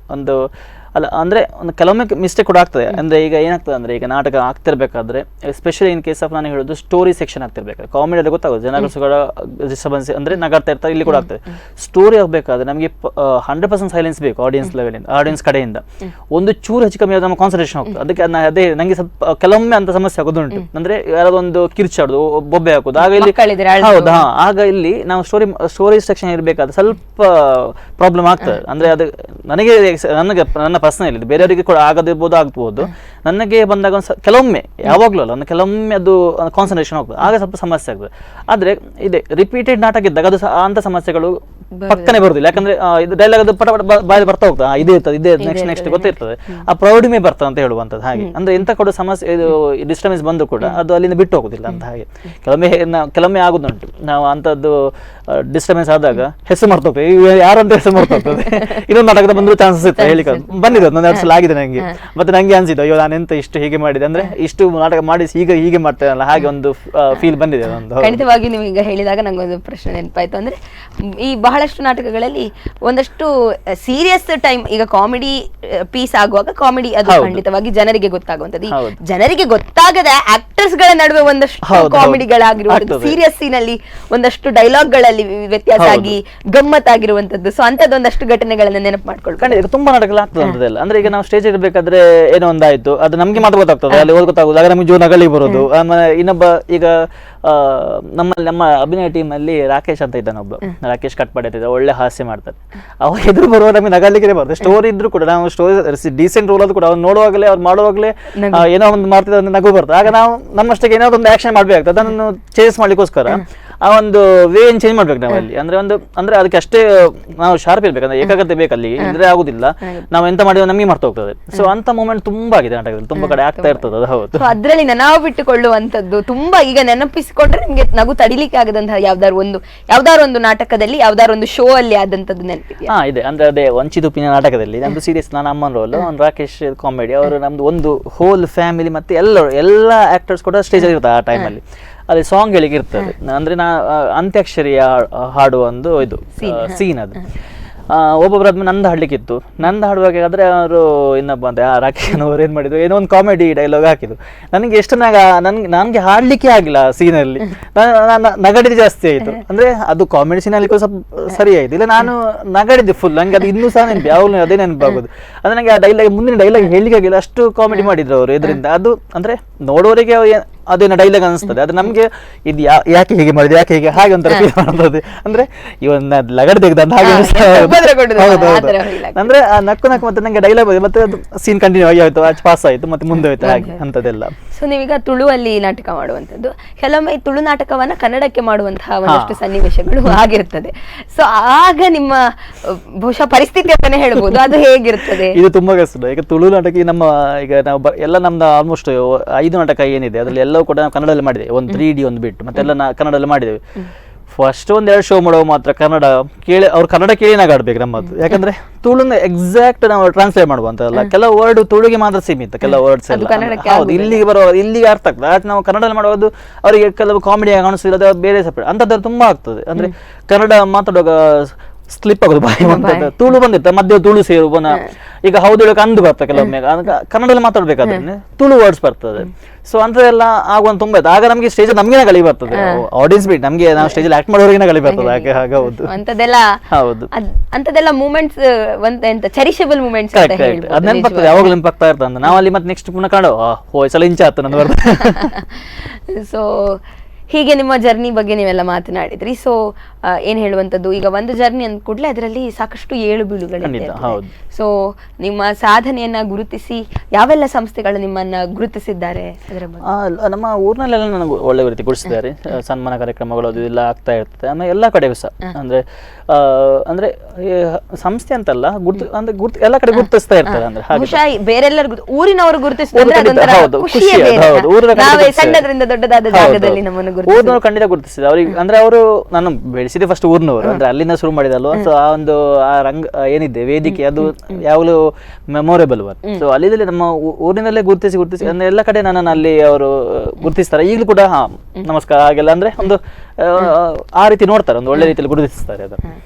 ಸೊ ಯಾವತ್ತಾದ್ರೂ ನಿಮಗೆ ಹಾಗೆ ಆದದ್ದುಂಟು, ಅಂದ್ರೆ ಪರಿಚಯವೇ ಇಲ್ಲದ ಒಬ್ರು ವ್ಯಕ್ತಿ ನೀವು ಅಭಿನಯಿಸುವುದನ್ನ ಅಥವಾ ಯಕ್ಷಗಾನದಲ್ಲಿ ಪಾತ್ರಧಾರಿ ಆಗಿದ್ದನ್ನ ನೋಡಿ ಬಂದು ಗುರುತಿಸಿ, ಈಗ ಪ್ರೋಗ್ರಾಮ್ ಆದ ಕೂಡ್ಲೇ ಅಲ್ಲ, ಮತ್ತೆ ಯಾವತ್ತೋ 1-2 ದಿನ ಬಿಟ್ಟು ಅಥವಾ ಮತ್ತೆ ಯಾವಾಗಲೂ ಒಂದು ಸಂದರ್ಭದಲ್ಲಿ ಗುರುತಿಸಿ ನಿಮ್ಮನ್ನ ಮಾತನಾಡಿಸಿರ್ತಾರೆ, ನಿಮ್ಗೆ ಅದು ಖುಷಿ ಆಗಿರ್ತದೆ, ಆದ್ರೆ ಅವರ ಪರಿಚಯ ಇರುವುದಿಲ್ಲ, ಅಂತದ್ದು ಸನ್ನಿವೇಶ ಇದೆ. ಅಂದ್ರೆ ನಾವೀಗ ಬೇರೆ ಕಡೆ ಪ್ರೋಗ್ರಾಮ್ ಹೋದಾಗ ನೋಡಿರ್ತಾರೆ, ಮತ್ತೆ ಬಂದು ಮಾತಾಡಿದ್ರೆ ಜಸ್ಟ್ ನೋಡಿ ಹೋಗಿರ್ತಾರೆ. ಮತ್ತೆ ನೆಕ್ಸ್ಟ್ ಟೈಮ್ ನಾವು ಅಲ್ಲಿ ಹೋದಾಗ ಪುನಃ ನೀವು ಅವತ್ತು ಆ ನಾಟಕದಲ್ಲಿ ಇದ್ರೆ ತುಂಬಾ ಚೆನ್ನಾಗಿ ಮಾಡಿದ್ರಿ, ಹಾಗೆ ಮಾಡಿದ್ರಿ, ಹೇಗೆ ಮಾಡಿದ್ರಿ ಅಂದ್ರೆ ಬಂದು ಮಾತಾಡ್ತಾರೆ, ಒಳ್ಳೆ ರೀತಿ ಮಾತಾಡಿಸ್ತಾರೆ. ಅವರಿಗೆ ಪರಿಚಯ ಕೆಲವೊಮ್ಮೆ ಹಾಗೆ ಆಗೋದುಂಟು, ಕೆಲವು ನಮ್ಮನ್ನು ನೋಡಿ ಹಂಗಾಡ್ತಾರೆ, ನಮಗೆ ಗೊತ್ತಾಗುದಿಲ್ಲ. ಅಂದ್ರೆ ಅವ್ರು ನಮ್ಮನ್ನು ನೋಡಿರ್ತಾರೆ, ನಮಗೆ ಆದ್ರೆ ನಾನು ಆಲ್ಮೋಸ್ಟ್ ನಮಗೆ ಗೊತ್ತಿರ್ತಾರೆ, ಪರಿಚಯ ಇರ್ತಾರೆ. ನಮ್ಮ ನೋಡಿದವರ ಹತ್ರ ಮತ್ತೆ ಮಾತಾಡ್ಸಿ ನಂಗೆ ಪರಿಚಯ ಇರ್ತದೆ, ಅದೊಂದು ಸ್ವಲ್ಪ ಅಭ್ಯಾಸ ಉಂಟು. ನನಗೆ ಮಾತಾಡಿದವರೆಲ್ಲ ನಂಗೆ ಪರಿಚಯ ಇರ್ತಾರೆ, ಮುಖ ಪರಿಚಯ ಖಂಡಿತ ಇರ್ತದೆ. ಕೆಲವೇ ಅಂತ ಗೊತ್ತಾಗುದಿಲ್ಲ ಅಂತ, ಆದ್ರೆ ಮಂದಿ ಮಾತಾಡ್ತಾರೆ, ಆಗ ನಮಗೆ ತುಂಬಾ ಖುಷಿ, ಇವ್ರು ನಮ್ಮನ್ನು ಗುರುತಿಸಲು ಮಾತಾಡಿಸಿದ್ರೆ ತುಂಬಾ ಖುಷಿ ಆಯ್ತು, ಹಾಗೆ ಒಂದು ಪ್ರೌಡ್ ಫೀಲ್ ಬರ್ತಾ ಹೋಗ್ತಾರೆ ಹಾಗೆ. ಸೊ ನೀವು ಫಸ್ಟ್ ಯಕ್ಷಗಾನ ಮಾಡಿದಂತಹ ಪ್ರಸಂಗ ರುಕ್ಮಿಣಿ ಕಲ್ಯಾಣ ಅಂತ. ನೀವು ರುಕ್ಮಿಣಿ. ಸೊ ಹಾಗೆ ಅದ್ರಲ್ಲೂ ಕೂಡ ನಾನೀಗ ನಾಟಕದಲ್ಲಿ ಹೇಗೆ ಕೇಳಿದ್ನ, ಬಹುಶಃ ಅದ್ರಲ್ಲೂ ಕೂಡ ನಿಮ್ಗೆ ಯಾವ್ದಾದ್ರು ಒಂದು ನೆಚ್ಚಿನ ಪಾತ್ರ ಅಂತ ಒಂದು ಆ ಹೆಜ್ಜೆಯ ವಿಷಯದಲ್ಲಿ ಆಗಿರಬಹುದು ಅಥವಾ ವೇಷಭೂಷಣದ ವಿಷಯದಲ್ಲಿ ಆಗಿರಬಹುದು, ಆ ಒಂದು ಪಾತ್ರ ನನಗೆ ತುಂಬಾ ಖುಷಿಯಾಗಿತ್ತು ಅನ್ನುವಂಥದ್ದು. ನನಗೆ ಅಂದ್ರೆ ನಾನು ಬಡಗುತಿಯಲ್ಲಿ ಮಾಡುವಾಗ ಫಸ್ಟಿಗೆ ನಾನು ಬಡಗುತಿಯಲ್ಲಿ ನಂಗೆ ನಮ್ಮ ಸಂಘದಲ್ಲಿ ಒಳ್ಳೊಳ್ಳೆ ವೇಷ ಅಂದ್ರೆ ಒಳ್ಳೆ ವೇಷ ಅಂದ್ರೆ ಪ್ರಧಾನವಾಗಿರುವಂತ ವೇಷ ನಂಗೆ ಸಿಗ್ತದೆ. ಅಲ್ಲಿ ನಂಗೆ ತುಂಬಾ ಖುಷಿಯಾಗಿದ್ದು ಇದು ಯಾವುದು ದಾಕ್ಷಾಯಣಿ ಪಾತ್ರ ನಂಗೆ ಸಿಕ್ಕಿತ್ತು, ತುಂಬಾ ಖುಷಿ ಆಯ್ತು, ಮಾಡ್ಲಿಕ್ಕೆ ಕೂಡ ಖುಷಿ ಆಯ್ತು. ಅಂದ್ರೆ ನಾನು ಹೇಗೆ ಅಂದ್ರೆ ನಂಗೆ ಅಲ್ಲಿ ಈಗ ಬಡಗುತಿಟ್ಟಲ್ಲಿ ಶಶಿಕಾಂತ್ ಶೆಟ್ಟಿ ಕಾರ್ಕಳ ಇದ್ದಾರೆ, ಅವರೊಂದು ಒಳ್ಳೆ ಕಲಾವಿದರು, ಪಾತ್ರಕ್ಕೆಲ್ಲ ಅವರೇ ಅದು ದಾಕ್ಷಾಯಣಿ ಇರ್ಲಿ ಅಂಬೆ ಇರ್ಲಿ ಅಂತ ಪಾತ್ರಗಳು ಬರುವಾಗ ನೆನಪಾಗೋದು ಅವರೇ. ಸೊ ನಾನು ಅವ್ರ ಕೆಲವೊಂದು ಇನ್ಫಾರ್ಮೇಶನ್ ಕೇಳಿದ್ದೆ ಮತ್ತೆ ಅವರ ವಿಡಿಯೋಗಳು ನೋಡಿದ್ದೆ. ಸೊ ಅವ್ರು ನನಗೆ ಆ ಪಾತ್ರಕ್ಕೆ ಸ್ವಲ್ಪ ಮಾಡ್ಲಿಕ್ಕೆ ಸ್ವಲ್ಪ ಪ್ರೇರಣೆ ಆಯ್ತು, ಅಂದ್ರೆ ಅವ್ರಿಗೆ ನಂಗೆ ಖುಷಿ ಆಯ್ತು ಅವ್ರು ನೋಡಿ. ಸೊ ಅದೇ ರೀತಿ ನಾನು ಅದೇ ಒಂದು ರೀತಿಯಲ್ಲಿ ಮಾಡ್ತಾ ಹೋದೆ, ನಂಗೆ ಆ ಪಾತ್ರ ತುಂಬಾ ಖುಷಿ ಆಯ್ತು. ಹಾಗೆ ಮತ್ತೆ ಇತ್ತೀಚೆಗೆ ಅವರು ಸಾಲಿಗ್ರಾಮ ಮೇಳದಲ್ಲಿ ಇರೋದು, ನಂಗೆ ಅಲ್ಲಿ ಕೂಡ ಕರೆದಿದ್ರು ಅವರು, ಒಂದು ಮೇಳದ 2 ಆಟಕ್ಕೆ ನಂಗೆ ಕರೆದಿದ್ರು, ಅದು ತುಂಬಾ ಖುಷಿ ಆಯ್ತು. ನಂಗೆ ಒಂದು ಆಸೆ ಇತ್ತು, ಒಂದು ಮೇಳದಲ್ಲಿ ಆಟ ಮಾಡ್ಬೇಕಂದ್ರೆ ಒಂದು ಪಾತ್ರ ಮಾಡ್ಬೇಕಂತ. ಅವ್ರು ನಂಗೆ ಕರೆದು ಒಂದ್ಸಲ ಒಂದು ಫಸ್ಟ್ಗೆ ಅವರು ಚಂದ್ರಕಾಂತ್ ರಾವ್ ಮೂಡ್ಬೇಳೆ ಅಂತ ಅವರು ಭಾಗವತರು ಸಾಲಿಗ್ರಾಮ ಮೇಳದಲ್ಲಿ ಇದ್ದಾರೆ, ಅವರು ಕರೆದ್ರು ಒಂದ್ಸಲ ಬನ್ನಿ ಒಂದು ವೇಷಕ್ಕೆ ಜನ ಬೇಕು ನೀವು ಬನ್ನಿ ಅಂತ. ಚಂದ್ರಾವಳಿ ವಿಲಾಸ ಅಂತ ಪ್ರಸಂಗ ಇತ್ತು, ಅದು ರಾಧೆ ವೇಷ ಮಾಡಿ ಕರೆದ್ರು, ನಾನು ಹೋದೆ ಮಾಡಿದೆ, ಖುಷಿ. ನಂಗೆ ಫಸ್ಟ್ ಸ್ವಲ್ಪ ಹೆದರಿಕೆ, ನೀವು ಹೇಗಪ್ಪ ಅಂತ, ಅಂದ್ರೆ ಮೇಳದ ಆಟ ನಮ್ಗೆ ಗೊತ್ತಿರೋದಿಲ್ಲ, ನಾವು ಹವ್ಯಾಸಿಗಳು, ನಮ್ಗೆ ಅವರಿಗೆ ಮ್ಯಾಚ್ ಆಗ್ಬೇಕಲ್ಲ, ಅಂದ್ರೆ ತುಂಬಾ ಹೆದರಿಕೆ. ಆ ಪ್ರೊಸೆಸ್ ಬೇರೆ, ಅಂದ್ರೆ ಇರುವಂತದ್ದು ಹಿಂದೆ ಬಣ್ಣ ಕಟ್ಟು ವೇಷ ಕಟ್ಟುವಂತದ್ದು ಚೌಕಿ ಆಗಿರ್ಬೋದು, ಅದೆಲ್ಲ ಮೇಳಕ್ಕೂ ಹವ್ಯಾಸ ಕಲಾವಿದರಿಗೂ ಬಹಳಷ್ಟು ವ್ಯತ್ಯಾಸ. ನಾವು ಮೇಳದಾಗ ಮಾಡುವಾಗ ಸ್ವಲ್ಪ ಎಕ್ಸ್ಪ್ರೆಷನ್ ಜಾಸ್ತಿ ಇರ್ತದೆ, ಅಂದ್ರೆ ಸುಮ್ಮನೆ ಹೇಗೆ ಮಾಡುವ ಕಲಿಯಕ್ಕೆ ಆಗುದಿಲ್ಲ, ಮತ್ತೆ ಅಲ್ಲಿ ಮಾಡಿ ಜನರು ಮೇಳದಿಂದ ಎಕ್ಸ್ಪೆಕ್ಟ್ ಮಾಡುವಂತಹ ವಿಷಯಗಳು ಜಾಸ್ತಿ. ಹೌದು, ಕರೆದು ಅಲ್ಲಿ ಮತ್ತೆ ತುಂಬಾ ಖುಷಿ ಆಯ್ತು, ಮತ್ತೆ ನಂಗೆ ಧೈರ್ಯ ಬಂತು. ಮತ್ತೆ ನೆಕ್ಸ್ಟ್ ಇನ್ನೊಮ್ಮೆ ಶಶಿಕಾಂತ್ ಶೆಟ್ಟಿ ಅವರು ಆಟ ಯಕ್ಷಗಾನ ಇತ್ತು ಕಾರ್ಕಳದಲ್ಲಿ, ಅಲ್ಲಿ ಕನಕಾನಿ ಕಲ್ಯಾಣ ಸುಭದ್ರ ಮಳೆಗೆ ಒಂದು ಒಳ್ಳೆ ಪಾತ್ರ, ಗರತಿ ಪಾತ್ರ, ಭಾವನಾತ್ಮಕ ಪಾತ್ರ, ಅಲ್ಲಿ ಕರೆದು ಅಲ್ಲಿಗೆ ಸಹ ಹೋದೆ, ಅಲ್ಲಿ ಅದು ಕೂಡ ಮಾಡಿದೆ. ಅವ್ರು ಹೇಳಿದ್ರು ನೀವು ಮಾಡಿ ತೊಂದರೆ ಇಲ್ಲ, ನಿಮ್ಗೆ ಆಗ್ತದೆ, ನೀವು ಮಾಡ್ಲೇಬೇಕು, ನೀವು ಮಾಡಿ ಅಂತ ತುಂಬಾ ಪ್ರೋತ್ಸಾಹ ಮಾಡಿದ್ರು, ಅಲ್ಲಿ ಮಾಡಿ ಮತ್ತೆ 2 ಖುಷಿ ಆಯ್ತು. ಅಂದ್ರೆ ಅದು 2 ಮೇಳದೊಂದು 2 ಸಲ ಮಾಡಿದ್ರೆ ಖುಷಿ, ತುಂಬಾ ಖುಷಿ ಆಯ್ತು. ಹೌದು, ಹಾಗೆ. ಸೊ ಅದೇ ಖುಷಿ ಹೌದಾ, ಹಾಗೆ ಎಕ್ಸ್ಪೀರಿಯನ್ಸ್ ಬೇರೆ ಇರ್ತದೆ. ಆ ಎಕ್ಸ್ಪೀರಿಯನ್ಸ್ ಬಗ್ಗೆ ಹೇಳಿ. ಅದೇ ನಾನು ಮೇಳಕ್ಕೆ ಅಲ್ಲಿ ಹೋದಾಗ ನನಗೆ ನಾನಂದ್ರೆ ತೆಂಕುಲಾದ್ರೆ ಒಂದು ನಮ್ಮ ಅದನ್ನ ಶುರು ಮಾಡಿ ಒಂದು ಶಿರುವ ಮೇಳ ಅಂತ ಇತ್ತು ಒಂದು 5-6 ವರ್ಷ ಹಿಂದೆ, ನಾನು ಅಲ್ಲಿ ಶುರು ಮಾಡಿದ್ದೆ. ಅಲ್ಲಿ ಅಂದ್ರೆ ಬ್ಲಾಂಕ್ ಆಗಿ ಹೋಗಿದೆ, ಆಕ್ಚುಲಿ ಏನು ಗೊತ್ತಿರಲಿಲ್ಲ, ಅಂದ್ರೆ ತೆಂಕುದ ಸ್ವಲ್ಪ ನೋಡಿ ಎಲ್ಲ ಬರ್ತಿತ್ತು, ನಂಗೆ ಗೊತ್ತಿರಲಿಲ್ಲ. ಆದ್ರೂ ಹೋದೆ, ಆಕ್ಟ್ ಮಾಡಿದೆ, ಅಂದ್ರೆ ಪಾತ್ರ ಮಾಡಿದ್ದೆ, ಎಲ್ಲ ಮಾಡಿದೆ. ಅಲ್ಲಿ ಸಹ ಒಂದು ಸ್ವಲ್ಪ ಅದೊಂದು ನಮ್ಗೆ ಬೇಸ್ ಸ್ವಲ್ಪ ಧೈರ್ಯ ಬಂತು. ಅದಾದ್ಮೇಲೆ ತೆಂಗುದೊಡ್ಡು ಕಲಿತಾ ಹೋದೆ, ಅದೊಂದು ಬೇರೆ ಆಗ್ತೋಯ್ತು. ಈ ಚಿಲ್ನಲ್ಲಿ ಬಡವಲ್ಲಿ ಪುನಃ ನಾನು ಹೋಗಿರ್ಲಿಲ್ಲ, ಯಾವ ಮೇಳಕ್ಕೂ ಎಲ್ಲ ಹೋಗಿರ್ಲಿಲ್ಲ. ಅಂದ್ರೆ ಅದು ಇರುತ್ತಲ್ಲ, ಅಂದ್ರೆ ಮೇಳಕ್ಕೆ ಹೋಗಿ ಮಾಡಿ ಸ್ವಲ್ಪ ಅಂದ್ರೆ ಅಷ್ಟು ಗೊತ್ತಿರ್ಬೇಕು, ಸುಮ್ನೆ ಹೋಗಿ ಮಾಡ್ಲಿಕ್ಕೆ ಹೌದು. ಸುಮ್ನೆ ಅಂದ್ರೆ ನಾವು ಯಾವ್ದಕ್ಕಾದ ಎಂತ ಪಾತ್ರಗಳು ಸಿಕ್ಕಿದ್ದು ಕೂಡ ಅದನ್ನು ಎದುರು ನಾವು ಮಾತ್ರ ನಾವು ಅದಕ್ಕೆ ಈಗ ಸಂಘ ಸಂಸ್ಥೆ ಆದ್ರೆ ಎದುರು ಎಂತ ಮಾತ್ರ ನಮ್ಗೆ ಗೊತ್ತಿರ್ತದೆ, ಅಂದ್ರೆ ಸ್ಕ್ರಿಪ್ಟೆಡ್ ಕೂಡ ಇರ್ತದೆ, ಸ್ಕ್ರಿಪ್ಟ್ ಕೂಡ ಇರ್ತದೆ, ಎದುರು ನಾವು ಸ್ಕ್ರಿಪ್ಟ್ ಇದ್ದೇ ಮಾತಾಡೋದು, ನಾವು ಸಹ ಅದಕ್ಕೆ ರಿಪ್ಲೈ ಕೊಡ್ತಾ ಹೋಗೋದು. ಹಾಗೆ ಮೇಳದಲ್ಲ ಆದ್ರೆ ಅವರು ತುಂಬಾ ನುರಿತ ಕಲಾವಿದರು ಇರ್ತಾರೆ, ಅವರು ತುಂಬಾ ಹೊಸ ಅರ್ಥಗಳನ್ನ ವೇದಿಕೆ ಮೇಲೆ ಜ್ಞಾನ ಇರ್ತದೆ ಅವರಿಗೆ. ನಾನು ಅದೇ ಮೋಸ್ಟ್ ಒಂದು ಚಂದ್ರಾವಳಿ ವ್ಯಾಸ ಹೋದಾಗ ಅಲ್ಲಿ ನಮ್ಮ ಎದುರಿನಲ್ಲಿ ಸಾಲಿಗ್ರಾಮ ಮೇಳದ ಪ್ರಧಾನ ಹಾಸ್ಯಗಾರ ಇದ್ದಾರೆ, ಇವರು ಮೂಜು ರಮೇಶ್ ಮಂಡಲ ಅಂತ, ಅವರು ಪ್ರಧಾನ ಹಾಸ್ಯಗಾರರು.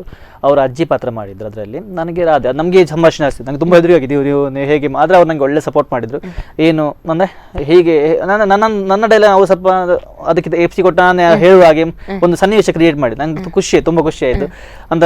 ಏನು ಸಮಸ್ಯೆ ಆಗಲಿಲ್ಲ, ನಾನು ಹೆದರ್ತಾ ಹೋಗಿದ್ದೆ ಫಸ್ಟಿಗೆ, ಏನಾಗ್ಬೋದೇನಂತ. ಅಂದ್ರೆ ಆದ್ರೆ ಅಲ್ಲಿ ಮಾಡಿ ಬಂದ ನಂತರ ಏನೂ ಸಮಸ್ಯೆ ಇಲ್ಲ. ಮಟ್ಟಿಗೆ ಇನ್ನೊಬ್ಬರು ಶ್ರೀವೇಶ್ ಅವರು ವಂಡರ್ ಗೋವಿಂದ ಅಂತಿದ್ರು, ಅವರೆಲ್ಲ ಒಳ್ಳೆ ಸಪೋರ್ಟ್ ಮಾಡಿದ್ರು.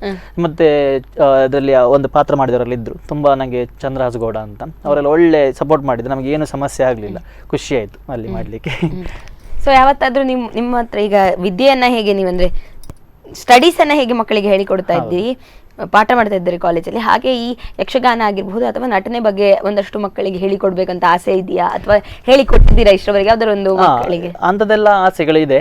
ಅದೇ ಕೆಲವು ಕಡೆ ನಾನು ಹೇಳಿಕೊಡೋದು ಕೂಡ ಉಂಟು, ಅಂದ್ರೆ ಕೆಲವೊಂದು ಸಣ್ಣ ಮಕ್ಕಳಿಗೆಲ್ಲ ಮನೆ ಪಕ್ಕ ಆಚೆ ಎಲ್ಲ ಅಲ್ಲಿ ಹೇಳಿಕೊಡೋದೆಲ್ಲ ಉಂಟು. ಮತ್ತೆ ಇಲ್ಲಿಗ ಕೆಲವೊಮ್ಮೆ ನಾವು ಯಕ್ಷಗಾನ ಕ್ಲಾಸಸ್ ಮಾಡ್ಬೇಕಾದ್ರೆ ಒಂದು ಗುರುಗಳು ಹೇಳಿದಿರೋ ಸಣ್ಣ ಪುಟ್ಟ, ತುಂಬಾ ಅಲ್ಲ, ಅಂದ್ರೆ ಹೊಸದಲ್ಲಿ ಹೇಳಿಕೊಡ್ಬೋದು, ಅಂದ್ರೆ ಅದನ್ನು ಗುರುಗಳೇ ಕಲ್ತದನ್ನ ಹೇಳಿಕೊಡೋದು ಅಷ್ಟೇ. ಹೊಸ ಹೆಜ್ಜೆ ಹೇಳಿಕೊಡ್ಬೇಕಾದ್ರೆ ಗುರುಗಳು ಬರ್ಲಿ ಹೇಳುದು ನಾವು, ಅಂದ್ರೆ ನಾವು ಅವ್ರಿಗೆ ಮೊದಲೇ ಹೇಳಿಕೊಡೋದು, ಅದನ್ನೇ ಸ್ವಲ್ಪ ಅವರಿಗೆ ಪ್ರಾಕ್ಟೀಸ್ ಮಾಡಿಸೋ ಅಂತದ್ದು. ಯಾಕಂದ್ರೆ ಅದು ಪಕ್ಕ ಗುರುಗಳಾಗಿ ಹೇಳಿಕೊಟ್ರೆ ಒಳ್ಳೇದು ಅಂತ. ಹೌದು, ಹಾಗೆ. ಇನ್ನಷ್ಟು ಮಾತನಾಡೋಣ, ಅದಕ್ಕಿಂತ ಮುಂಚೆ ಮತ್ತೊಂದು ಪುಟ್ಟ ವಿರಾಮ. ನೋಡಿದ್ರಲ್ಲ ವೀಕ್ಷಕರೇ, ಏನು ಹೇಳುವಂಥದ್ದು, ಈ ಸತಿ ನಾವು ಯಕ್ಷಗಾನದ ಬಗ್ಗೆ ತುಂಬಾ ಮಾತನಾಡಿದ್ವಿ. ಇನ್ನಷ್ಟು ಮಾತನಾಡೋಣ, ಆದ್ರೆ ಅದಕ್ಕಿಂತ ಮುಂಚೆ ಒಂದು ಪುಟ್ಟ ವಿರಾಮ.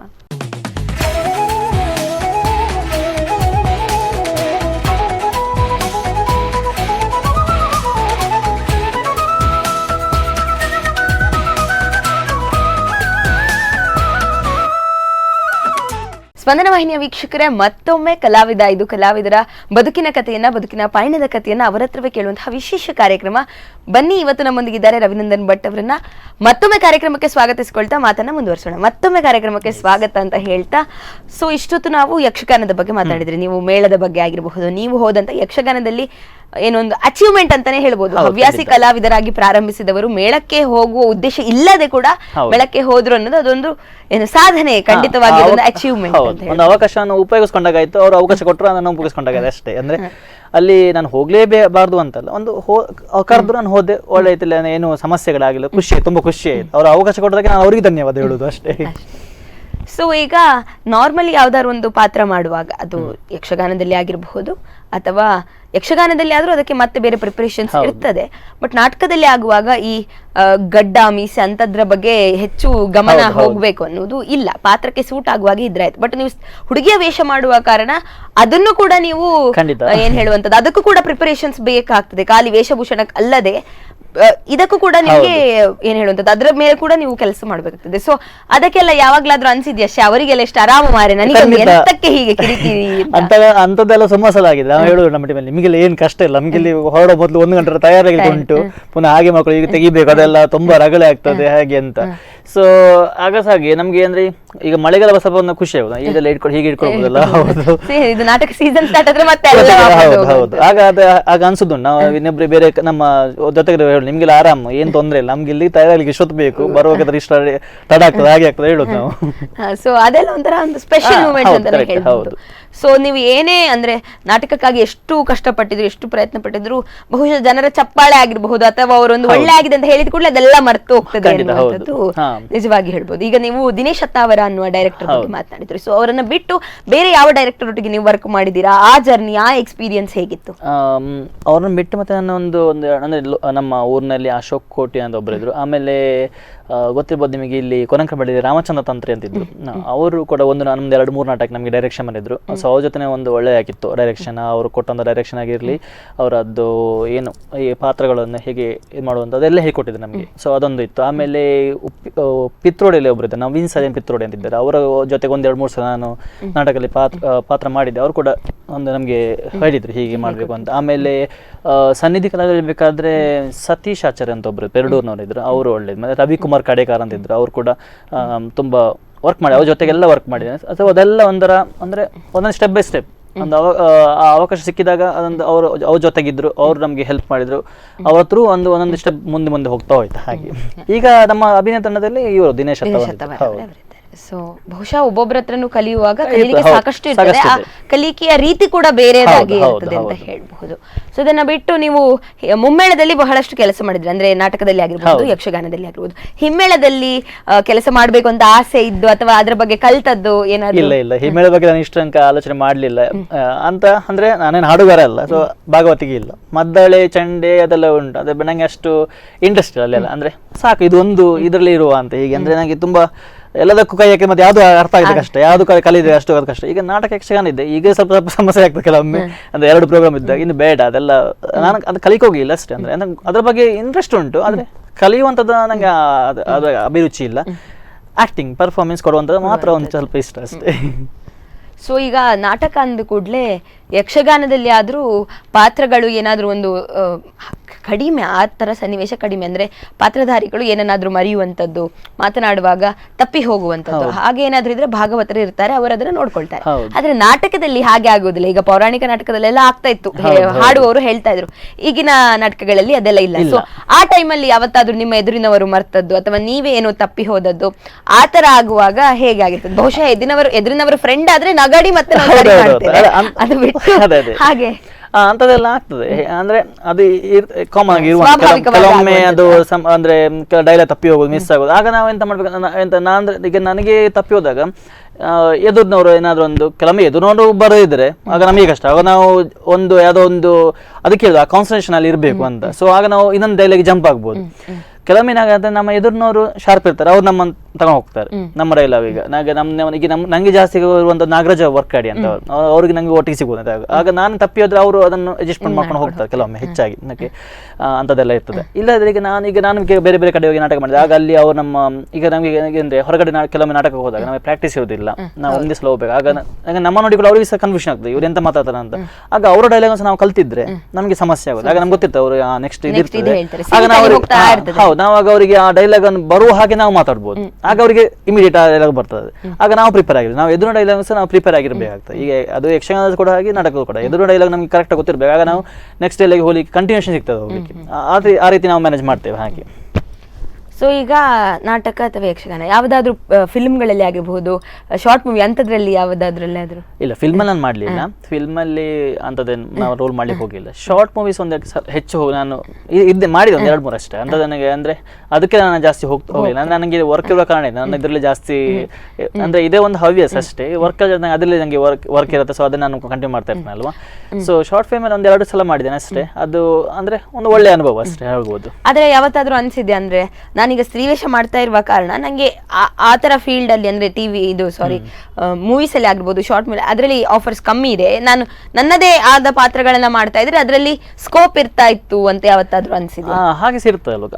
ಅದಕ್ಕೆ ನಮಗೆ ನನ್ನ ಪಾತ್ರ ಮಾಡ್ಬೇಕಾ, ನನ್ನ ಪಾತ್ರಕ್ಕೆ ಈ ಶಾರ್ಟ್ ಮೂವೀಸ್ ಎಲ್ಲ ಅಂದ್ರೆ ಆ ರೀತಿ ಕಾನ್ಸೆಪ್ಟ್ ಇದ್ದ ಮಾತ್ರ ಇರುವುದಿಲ್ಲ. ಹೌದು, ಆ ರೀತಿ ಅದು ಇದ್ದೇ ಇದೆ ಖಂಡಿತ. ಹೌದು, ಅಂದ್ರೆ ಅಂತ ಕಾನ್ಸೆಪ್ಟ್ ಬಂದಾಗ ಮಾತ್ರ ನಾವು ಮಾಡ್ಬೋದು. ಇಲ್ಲದ್ರೆ ನಾವು ಈಗ ನಾವು ಬೇರೆ ರೋಲ್ ಮಾಡ್ಬೋದು. ಅದು ಏನಾಗ್ತದೆ ಗೊತ್ತುಂಟು, ಈಗ ನಾವು ಈಗ ಸ್ತ್ರೀ ಪಾತ್ರ ಮಾಡಿ ಮಾಡಿ ಮಾಡಿ ಮಾಡಿ ಜನ ಅದನ್ನ ನೋಡಿ ನೋಡಿ ಅಂತ ಈಗ ನಾವು ಬೇರೆ ಪಾತ್ರ ಮಾಡ್ಲಿಕ್ಕೆ ಅವ್ರಿಗೆ ನೋಡುವ ಅದೇ ಕಾಣ್ತದೆ, ಹಾಗೆ ಕಾಣ್ತದೆ, ಆ ಫೀಲೇ ಬರ್ತದೆ. ಹಾಗೆ ಮಾಡ್ತೀವಿ. ಹೌದು, ಅದೇ ಅಂದ್ರೆ ನಾವು ಎಷ್ಟೇ ಬೇರೆ ಮಾಡಿದ್ರು ಕೂಡ ಡಿಫ್ರೆಂಟ್ ಮಾಡಿ ಕೂಡ ನೋಡುವವರಿಗೆ ಏನಿದೆ ಅದೇ ಆ ರೀತಿ ಮಾಡಿದ ಬರ್ತದೆ. ಅದಕ್ಕೆ ಅದಕ್ಕೆ ಮಾಡಿರೋದು ಒಳ್ಳೆದಾಗಲೇ ಇಲ್ಲ ಅಂತ ಹಾಗೆ. ಅಂದ್ರೆ ಈ ಪಾತ್ರ ಬಗ್ಗೆ ಇದನ್ನೇ ಮಾಡುವ ಸಾಕು ಅಂತ ಅಷ್ಟೇ. ಆದಷ್ಟು ಅಂದ್ರೆ ಈ ಪಾತ್ರಗಳನ್ನ ಮಾಡ್ತಾ ಹೋದ್ರೆ ಆಗ್ತದೆ ಅಂತ ಹಾಗೆ ಅಷ್ಟೇ.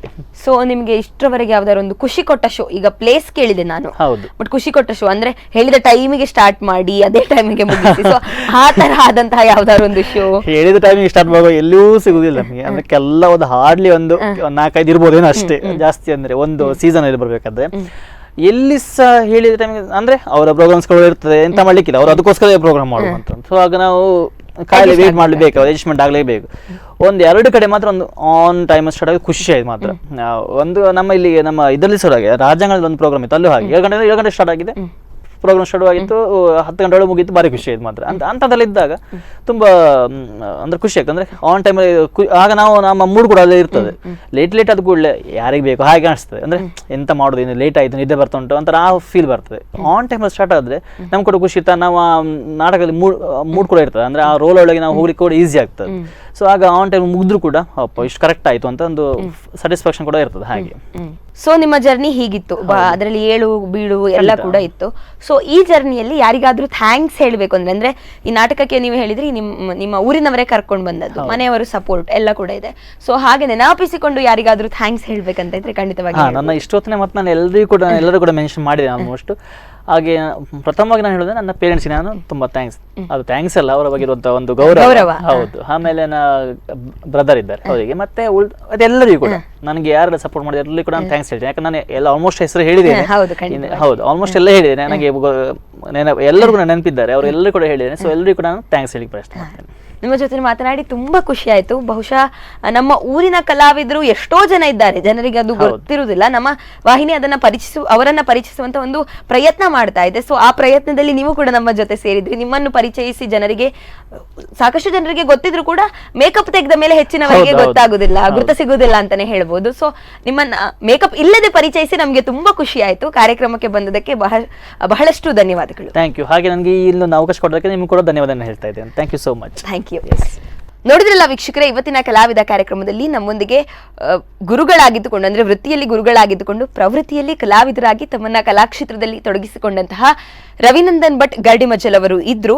ಸೊ ಅವರ ಜೊತೆ ಸಾಕಷ್ಟು ಮಾತನಾಡಿದ್ವಿ. ಅವರ ಕಲಾ ಬದುಕಿನ ಪಯಣದ ಬಗ್ಗೆ ಸಾಕಷ್ಟು ಮಾಹಿತಿಯನ್ನು ಅವರಿಂದಲೇ ಪಡ್ಕೊಂಡ್ವಿ. ಸೊ ಇನ್ನೊಬ್ಬರು ಕಲಾವಿದರೊಂದಿಗೆ ಮತ್ತೆ ಮುಂದಿನ ವಾರ ಬರ್ತೇವೆ. ಅಲ್ಲಿವರೆಗೆ ನೋಡ್ತಾ ಇರಿ ಸ್ಪಂದನ.